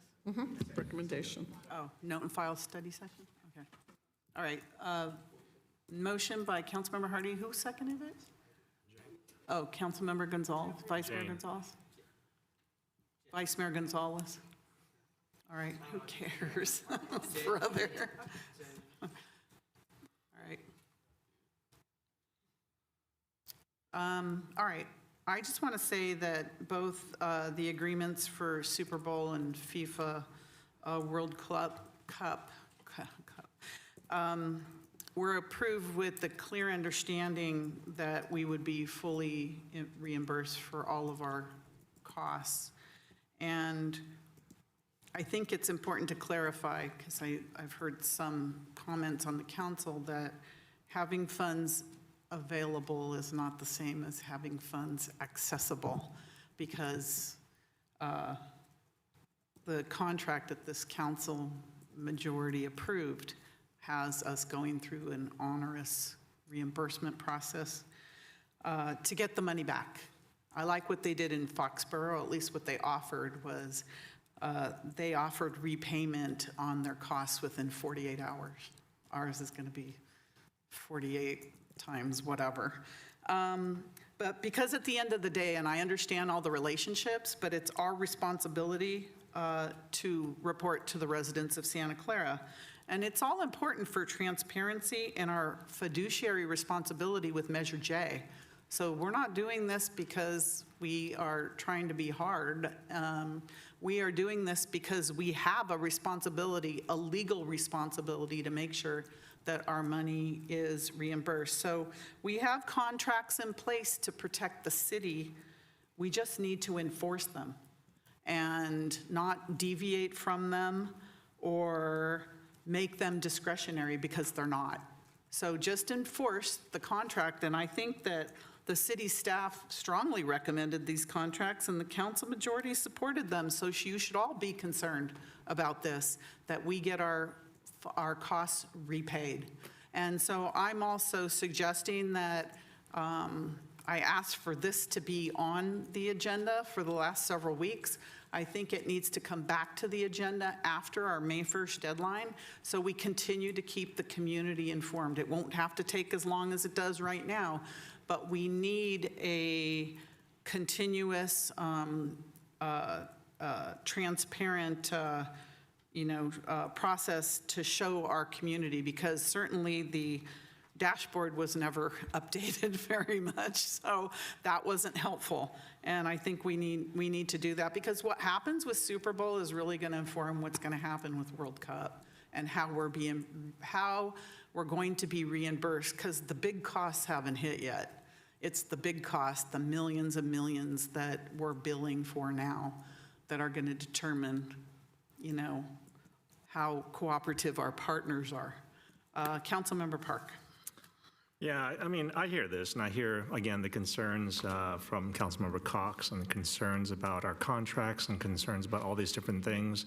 I did note that city manager said that, there are costs associated with having a stadium in our city for the simple fact that we are managing a stadium that are our costs to bear. We heard Councilmember Jane talking about cost to prepare bids and things that are not refundable, are not reimbursable. And I think that we need to understand this. I think that it's really easy when we know very little about running a stadium, we know very little about how other stadiums are run, about costs from other places, to simply demand the money and ignore all the other issues that comes with, the actual work of managing the stadium. And I can't help but think about the quote that says, if you like your partners, if you like your customers, work with them, give them a solution. Give them something that, makes the relationship last longer, because as I said, business is all about the relationship. Money is one way to keep score, but the relationship, if you don't have it at the end, there's no additional money either. But if you don't like your customer, if you don't like your partners, just enforce the contracts. Just do what's legally required. And I hear this all the time. This is something that we do in startup companies. This is something that we do every place. And I would like to hope that in the future, especially with the partners that we have, that we will work together to find a solution. Thank you. Thank you. We have a motion and a second. City Clerk?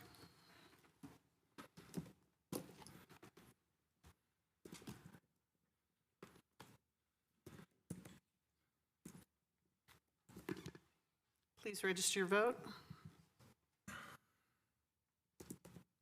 And that passes unanimously. Thank you.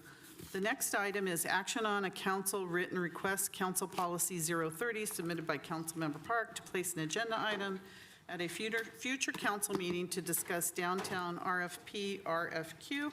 I will be recusing myself and asking Vice Mayor Gonzalez to come over, since my office in the Franklin Mall is downtown. So Vice Mayor Gonzalez, if you would please do me the honor of taking over. Thank you. I also was not called on, but I will need to recuse myself as well for my employment with Santa Clara University and the fact that it owns property in the downtown area.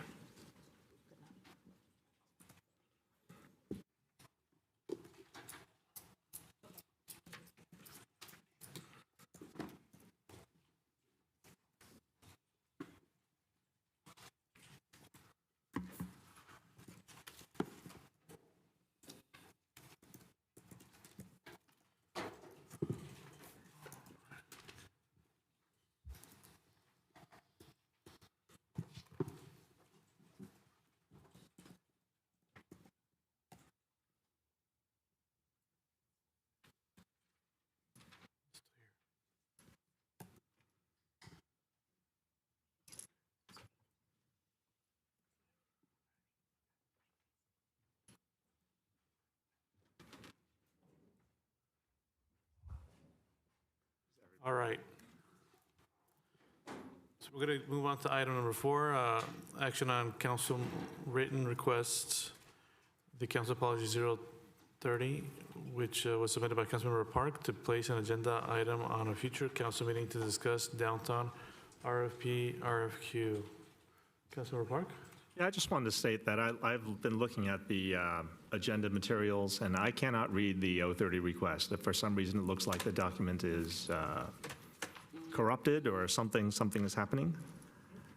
Right, but I don't think that matters. I've got the actual request. So I'm just going to read the request, which is an action on adjustment, reorganization of the downtown RFP, RFQ selection committee, and hiring of consultant or consultants to support the RFP, RFQ process. And the reason that I'm bringing this forward is that the changes to the 030 process requires that the public have a sponsor just to request that it be considered to be put on the agenda, and then a majority vote to actually put it for consideration, put it onto an agenda, and that's what I'm asking.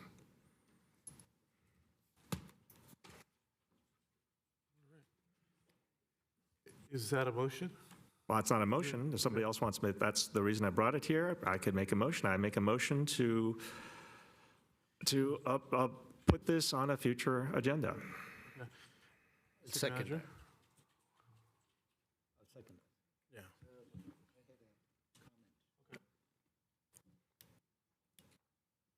Councilmember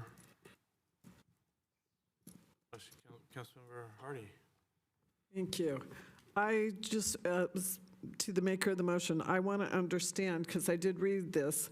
I know that staff is in the middle of an RFP request.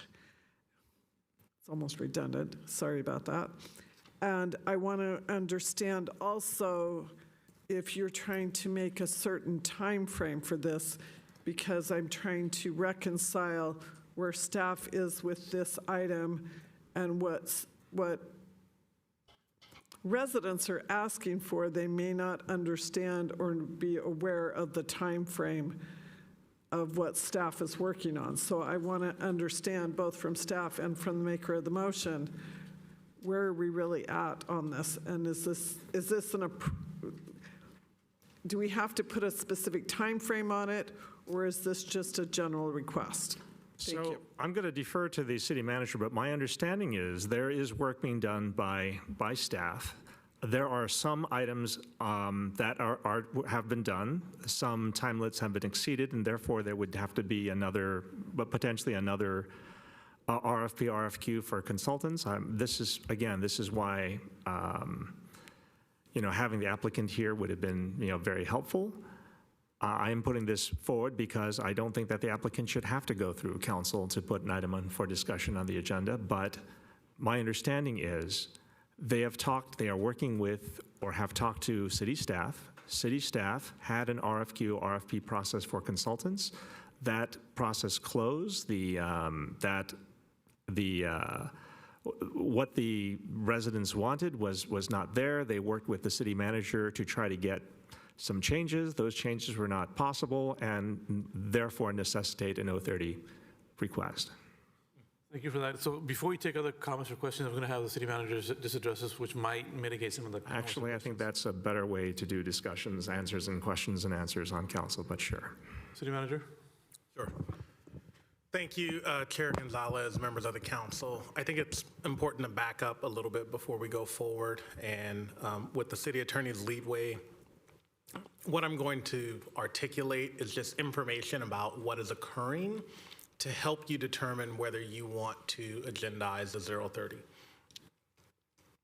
Important to note when And if I might just interrupt you for framing purposes. Totally. I have talked with the city manager. His framing and the context in which you're making this decision is appropriate under the 030 policy. One of the valid the considerations that go into deciding whether or not to agendize an item, as indicated in the staff report, is the item within the city's jurisdiction? Is it being addressed in some other way? In other words, per Member Park's request, what's actually going on for purposes of evaluating whether or not you want to agendize an item to potentially evaluate and change what's going on. So at least providing that context is an appropriate frame of reference for you on the 030. I might intervene and stop you if you start deliberating on the pros and cons of doing it one way or the other, because that's the substantive conversation that would need to wait if in fact the item gets agendized. So, excuse me, I just wanted to frame that. Sure. So backing up a little bit, when we talk about downtown RFPs, there are really two RFP processes that are being mentioned, and I think that Councilmember Park mentioned. One is a RFP process, and it may turn out to be an RFQ process, but it's a request for proposals or qualifications to seek a developer to develop the roughly 4.83 contiguous acres that the city owns on blocks A and B. So staff, working with two members of the community, Adam Thompson and Rob Mayer, who also serve on the city's downtown community task force, have been working over several months to develop the RFP, and that's a process that's ongoing. What I understand Councilmember Park's RFP that he's referencing is a separate RFP that the city put out that has a connection to the downtown. Let me articulate what that was. Staff released a request for proposal for planning and housing consultants. It was a request to essentially develop a bench in multiple disciplines for planning and housing consultants that may not work, that would work on many studies and activities that the city is undergoing. So it wasn't specific to the downtown, but the job categories and the services we were looking for were broad. Economic consultants, planning consultants, people that had form-based code experience, people that could help with our bicycle plans and things like that. And it was meant to have a competitive process where we could have a qualified bench of consultants. A project comes up, we pull someone from the bench, and we don't have to do a detailed request for proposal process that can take 3 to 6 months to complete. There was a recent process that was, again, going to be multiple disciplines and used by multiple departments. Members of the Downtown Community Task Force were informed of that RFP process. They were informed of that process after the recruitment for the RFP had been out for a couple weeks. They were informed, hey, if you have people that you want or you think should work with the city, let the city know, right? I'm sorry, let them know, have them apply to the competitive process, right? And if you would like the city to send them an email to say, FYI, we have this competitive solicitation, that's totally appropriate. We do that. In fact, when we released that RFP, I think we had a list of over, I think I saw 50 potential consultants that staff emailed directly, as well as putting it on various websites to say, hey, the city of Santa Clara are looking for these services. As it turned out, that RFP was set to close on April 6th. Members of the community reached out actually to me on a Thursday before the Monday. I saw that Thursday post 5 o'clock. I reached out to staff. Unfortunately, Friday was a city holiday. The RFP closed that Monday at 3 o'clock. By the time staff tried to extend it, unfortunately, the RFP wasn't extended and it closed. And I think we have over 30 people that have applied, but there are some consultants that members of the community wanted that have specific downtown and form-based code experience that did not have time to apply. We know that. And so what we've said is that we can undertake a new RFP process that is very specific to the downtown and services that we would be looking at for the downtown. That is totally an appropriate thing to do. And so staff already has direction to do that. And so what I understand the council member 030 to be is essentially a 030 to talk about that and potentially provide direction on doing a unique RFP process because the prior one closed. What I'll say is that we're already committed to doing that. And I'm not sure who communicated to the council member to have the 030. May not be the same people that staff has been communicating to, but I know that we are already committed to doing a specific RFP for the downtown. All right, thank you for that. We have Councilmember Shahal. No, okay. Councilmember Park. I believe that Councilmember Jane had a comment. I didn't know. I want to defer to him. Took up his, yeah. It was already answered. Okay. So I hear what you're saying, and what the city manager is saying, and I do believe that the people I've been talking, the people plural that I have been talking to, are the same as the ones that you have talked to. City manager and I, full disclosure, had a discussion about the 030 prior to this, and the request was, oh, these are the people I'm talking to. I should probably also touch base with them and see if the RFP is still required. This was over a week ago, and the end result was, with several discussions with the community, that they wanted a very general RFP, RFQ request 030 to go through, and that's what I am presenting here. I think that the city manager has offered several possibilities for what the RFQ, what we could do, but with none of the the people in the public here, I would actually like to vote on this and hear what they would have to say in discussion, because I think that it warrants hearing what they've been asking for the last several weeks, if not months. So I would make a motion to agendize this, put this on a future agenda. I'm not going to set a time. I would like to have some time within the next 30 days. I don't know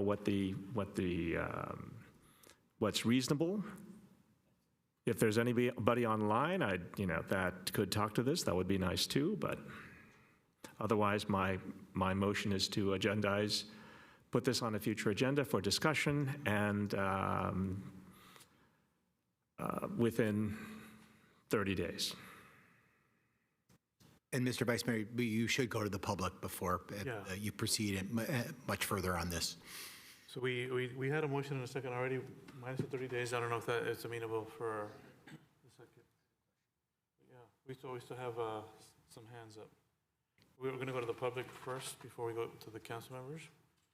So we have Brian Darby. Please come up to the mic.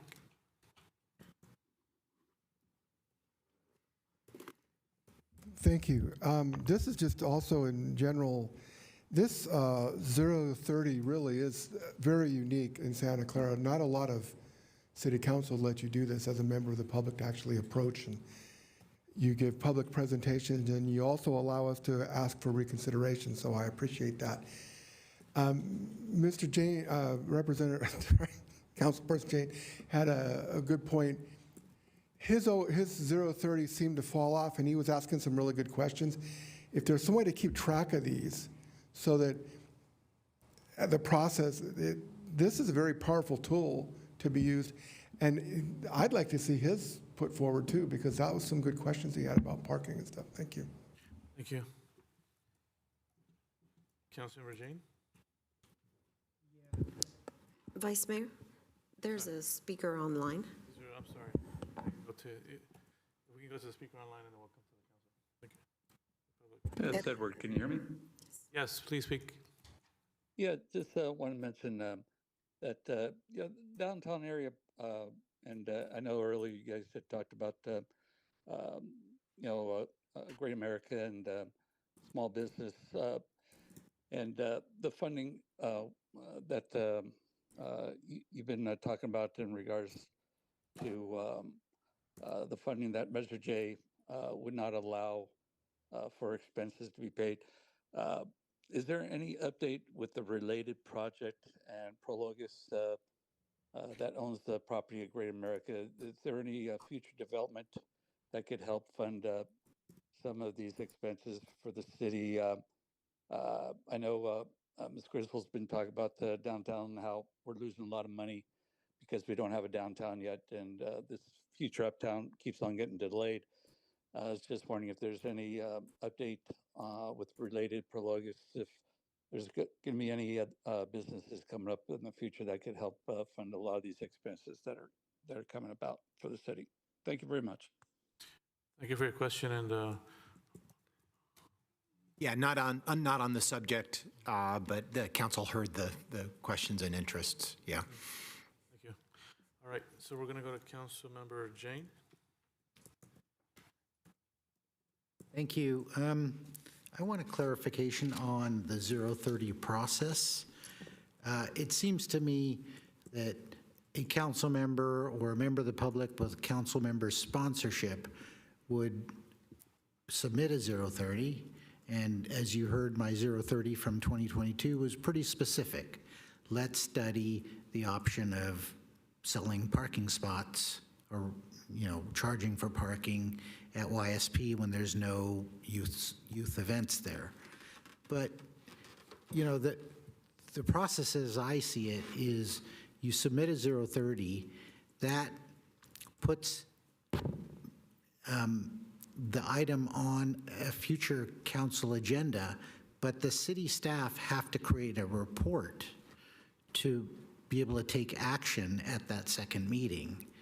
If you have a request that is so broad, what are we expecting staff to do in the interim for us to take action at that second meeting if we were to approve 030? I don't see that staff has direction as to what they want to actually bring forward to us. Vice Mayor, if you look at the 030 policy, which I don't have right in front of me, though, it it very explicitly contemplates when a request is submitted that the council member is supposed to engage with the city manager and/or the city attorney as appropriate in order to kind of evaluate the appropriateness, of the item. And at that time, if there's a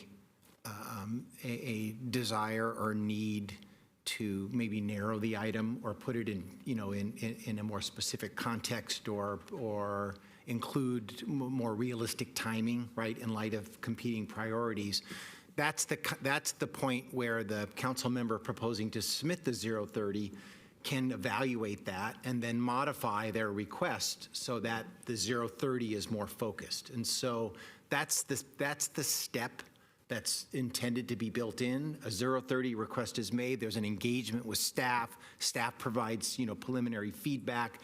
The 030, potentially gets shaped in order to be, more clear and realistic, but the council member doesn't have to shape it. The council member can submit it in the form that they want to submit it. And then it goes on the agenda, in this case, done properly, right, being listed explicitly so everybody knows that this particular thing is being proposed under this part of the agenda, and you discuss, right, whether or not there's an appropriate basis. Considering those, there are a few things that you can consider to add it to a future agenda. And that's when the substantive discussion, occurs. Either shaped based on, interactions with city manager or city attorney in order to address potentially some of the things that you talked about, or not. The city council member can propose it as they see fit. The city council member also, as part of the process, and I think it sounds like this was the case in Member Park's, proposal tonight, field a request from the public and evaluate that and translate that into their own request, right? That's the origin of it. It could be presented in public presentations. It could be presented via an email. It could be presented as a result of a conversation on the street. That's what the sponsorship, of the public, communication is. It goes to a council member. The only thing that was really substantive, there's a few things changed, but the thing that the 030 policy used to contemplate was a member of the public being able to themselves just put an item on the agenda without any sponsorship of a city council member. So I maybe answered more of the question than you asked, or I missed the question entirely. You missed the question. Okay, question try me again. My question is, when we put something on the agenda, there's typically a report to council. And what I'm saying is our first vote commits staff to go do research, create a report to council that we can then take action at that second meeting. And I don't see if a request is too broad or not specific enough, how does staff know what to work on? Sure. Let me take that one. Since I answered the wrong question, I think it's fair. Councilmember Jane, I think you are right in general. However, the 030 process does not require staff to draft a very detailed report, right? There may be a 030 where council just wants to have a discussion, an in-depth discussion about a topic, and then after that in-depth discussion, there may be direction to staff. With that, I do have a recommendation of potentially how to proceed through this item. If through the chair, I can make that recommendation. Certainly not opposed to having an update to the city council on where we are with implementation of the downtown precise plan and all the RFPs. The 030 is, I think, in broad strokes to talk about where we are with downtown in various facets, and the council member asked for that to be scheduled within the next 30 days. When I look at your business calendar, in the next 30 days, it's really April 21st next week, and then May 5th. And even if I go out to the May 19th meeting, your business calendar is so impacted, we may need special meetings just to get the work done that's currently on your tickler file. Additionally, one of the things we are already attempting to schedule during roughly the next 30 to 45 days is a study session or a retreat with the city council to update you on where we are with your existing council priorities. One of your existing council priorities is implement furtherance of development downtown.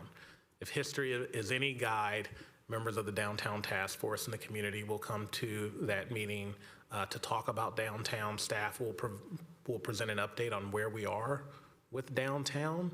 And so my recommendation would be we have this discussion, which is essentially an update and questions around where we are with downtown at that retreat when the city manager's office gives an update on where we are with that strategic initiative, which is furtherance of the specific plan downtown. It's in roughly the same 30 to 45-day timeframe. Thank you. Councilmember Jane, are you done with your questions or comments? Yes, okay. Councilmember Hardy? Thank you. That somewhat answers my question, because when I read the 030 request, it was very specific. It said, with some sort of a future council agenda, timely with some sort of response within 30 days, action and on adjustment/reorganization of the downtown RFP/RFQ selection committee and hiring of consultant or consultants to support this process. So I'm worried that us having a discussion will maybe slow down this process and or get in the way of what staff is doing right now. That was my concern when I read this. So I like the idea of having the discussion at where we are in our priority. Am I correct that this could derail what we're already doing as far as our RFP, or would just be an ancillary conversation when we already have impacted schedules? And I want to make certain we don't slow this down. Thank you. Don't go, yeah. City attorney has advised me not to go too deep. Yeah, because you're kind of getting into the substance of the question, right? The answer is, if depending upon what you did when this item comes back, if it's contrary to what's been going on already, the answer could be yes. But really, that's the substantive discussion if you're proposing to change direction. And then if you wanted to add I'll just briefly say staff does not intend to slow down the process, and we will continue to work on it, on implementation. We recognize how important redevelopment of the downtown is. Thank you. Councilmember Chao? Thank you. Thank you, Vice Mayor. Keeping in view comments from city manager that they're anticipating some feedback update on this one anyway within the next 30 to 45 days, I would request that instead of putting 30 days, bring it back within 30 days, I would request the motion maker, let's do it 90 days. And if we don't get that information, if we get that information within that 30 to 45 days, as city manager is mentioning, then I'll request Councilmember Park and city manager to talk about it, whether they want to bring it back or not. But as of now, let's put 90 days calendar on that so that we can bring it back in 90 days instead of 30 days. Is that okay, maker of the motion? I mean, that's okay, but I think that what we're discussing is very different from what the request was. I mean, when you tell us that it's just an update, when it's this, I mean, the 030 process, the ability that a public member has talked about was to allow the public to bring an item forward without council having to, you know, put all the work in advance. It was to have the discussion. The 030 was created to allow discussion on a topic, perhaps without an action predetermined in advance. And, you know, if we're going to do, if there's work for a report, I mean, again, maybe the report comes out of the discussion that we have, but we can't have substantive discussion here And as a result, asking for staff to come up with a report for the next meeting, whether it's 30 days, 60 days, or 90 days, doesn't make a lot of sense. What does make sense to me is, to allow the public to request something to be discussed, not have it, have a gatekeeper, either with a sponsor or with a majority of a majority vote to put it on an agenda for discussion, and talk about the request. I mean, I heard what Hardy said. That was, she read the longer 030 request. But that's why when a lot of discussion, we said, well, let's make it general, because the basic things that they wanted were action on adjustment or reorganization of the downtown RFP/RFQ selection committee. That's not just an update on what's happening in downtown. And hiring of consultants to support the RFP/RFQ process, which is not just an update on downtown. It's not just a discussion about an update on downtown. And it does start with action. And as the city manager has talked about, which I don't think we should be discussing here, is we have a process, we had a process that the city manager had told the people working on downtown that, that we could hire a consultant under. That process ended. And as a result, there was an idea for another process, another RFQ, another RFP, specifically for, as the city manager talked about earlier, a consultant for downtown. Give the people who requested consultants that have consultants ready to apply, give them the opportunity to have those applicants apply. That is very different from a simple update on where we are with downtown. If we want to have a report, I think that, rather than have council members or sponsors go through the entire process of creating basically the report ourselves, I think that the direction would be to go to staff based on this action on adjustment reorganization of downtown RFP/RFQ selection committee and hiring of consultants to support the RFP/RFQ process, and work with them on what they would like to bring forward, and perhaps talk to them about what their applicant presentation would be. Sure. But simply to say, to distill this as an update on where we are with downtown, I think is unfair to the people who brought this forward. Through the chair, I understand that, but I have already committed to working on a RFP specific to downtown. I understand that there are certain consultants that members of the community want, and what we have said to them is, great, we just need a competitive process because we can't hire who you want us to hire. And so unfortunately, that couldn't occur through the broad RFP process. We can do a specific RFP process for downtown, looking at specific services relative to the downtown precise plan. So if that's a request, it's already been committed to, and staff will work on that. And so if there's a desire to talk about specific consultants, I actually think that would not be advisable, and that should be done through the competitive process. So with that, I'm not sure the reason for the 030 meeting. Agreed. I think that the meeting, this came down to, there were a lot of promises, a lot of back and forth being had. And those promises kind of ended up at nothing. And at some point, the discussion was having a discussion in public would at least memorialize any commitments that were being made. It would memorialize the discussions that were being had, would make real commitments that are being made on either side. And it was for the discussion of what kinds of things does the committee want. Ensure that the RFP that's put out for consultants would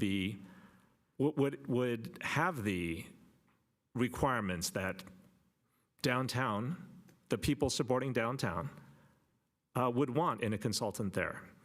I mean, there was also this concept of discussion for the makeup of the selection committee. But these are very different. And when you say these are already being contemplated, these are already being done, I don't think they are. I think that having a discussion, having an agendized item where people can talk about what they want and maybe come up with an agreement, that is far more than what the city manager is suggesting is already being done. So we have your motion now. and a second.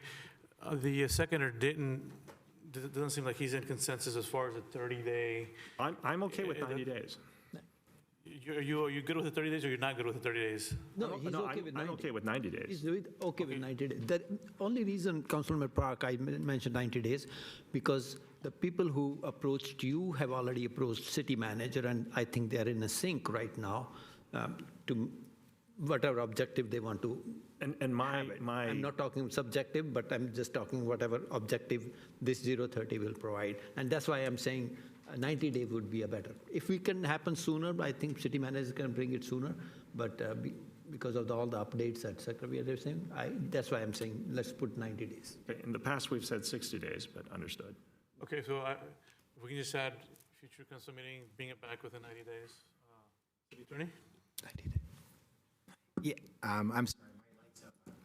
I was ready to intervene, but I think I'm good if you're going to go to the motion. Yeah, I think we have a few council members still here, so Councilmember Suds, Jane? You know, I've been involved in a lot of bidding processes through NCPA and VTA, and we have to be very careful about not violating laws in bidding. We could get sued by people that lose the bids. If we stack the selection committee with people that have a relationship with one of the applicants. Mr. Chair, I think we're getting into the substance of the issue. So this is just about bringing this back at a So future meeting. I'm Yeah. cautioning us for Correct. avoiding lawsuits if we're not careful about how we do this. Thank you. Your lawyer agrees, but that's kind of the substance of debating whether or not the process should be changed or modified. So I don't want that deliberated on tonight.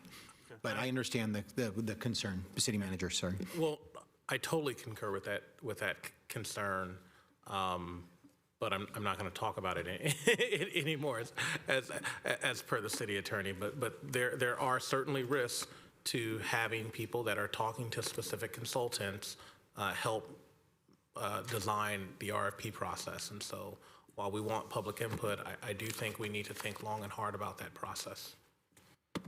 Councilman Hardy?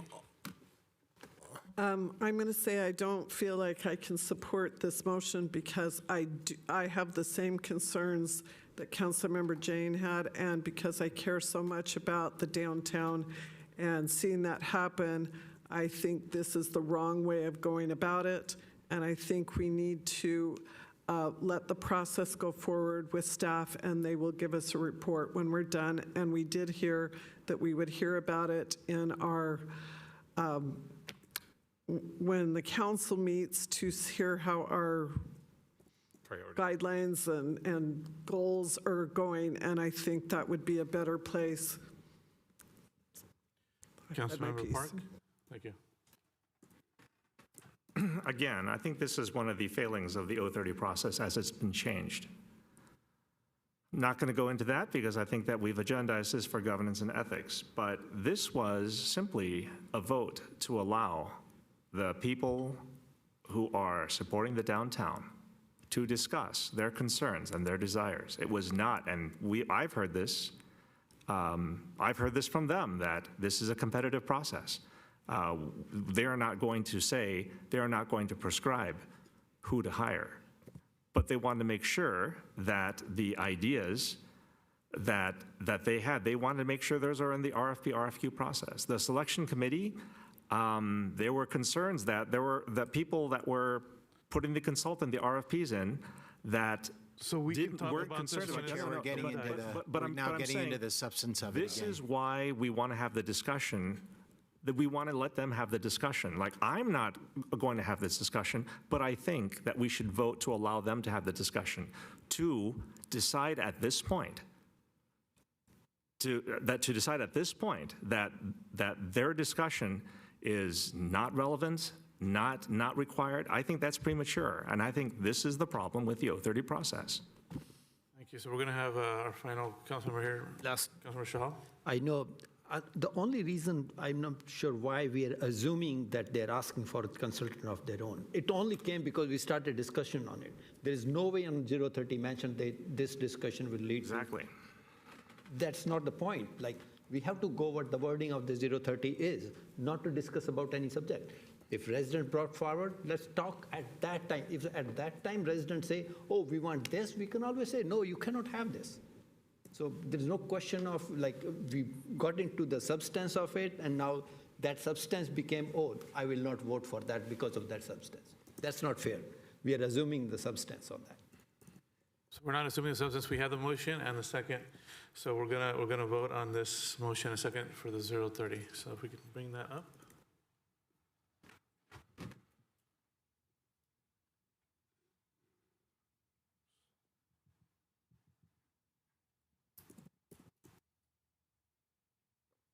Vice Mayor Gonzalez, would you like to cast your vote? Oh. Yeah, I guess I gotta do that. Sorry. Yeah, you better put abstain. Thank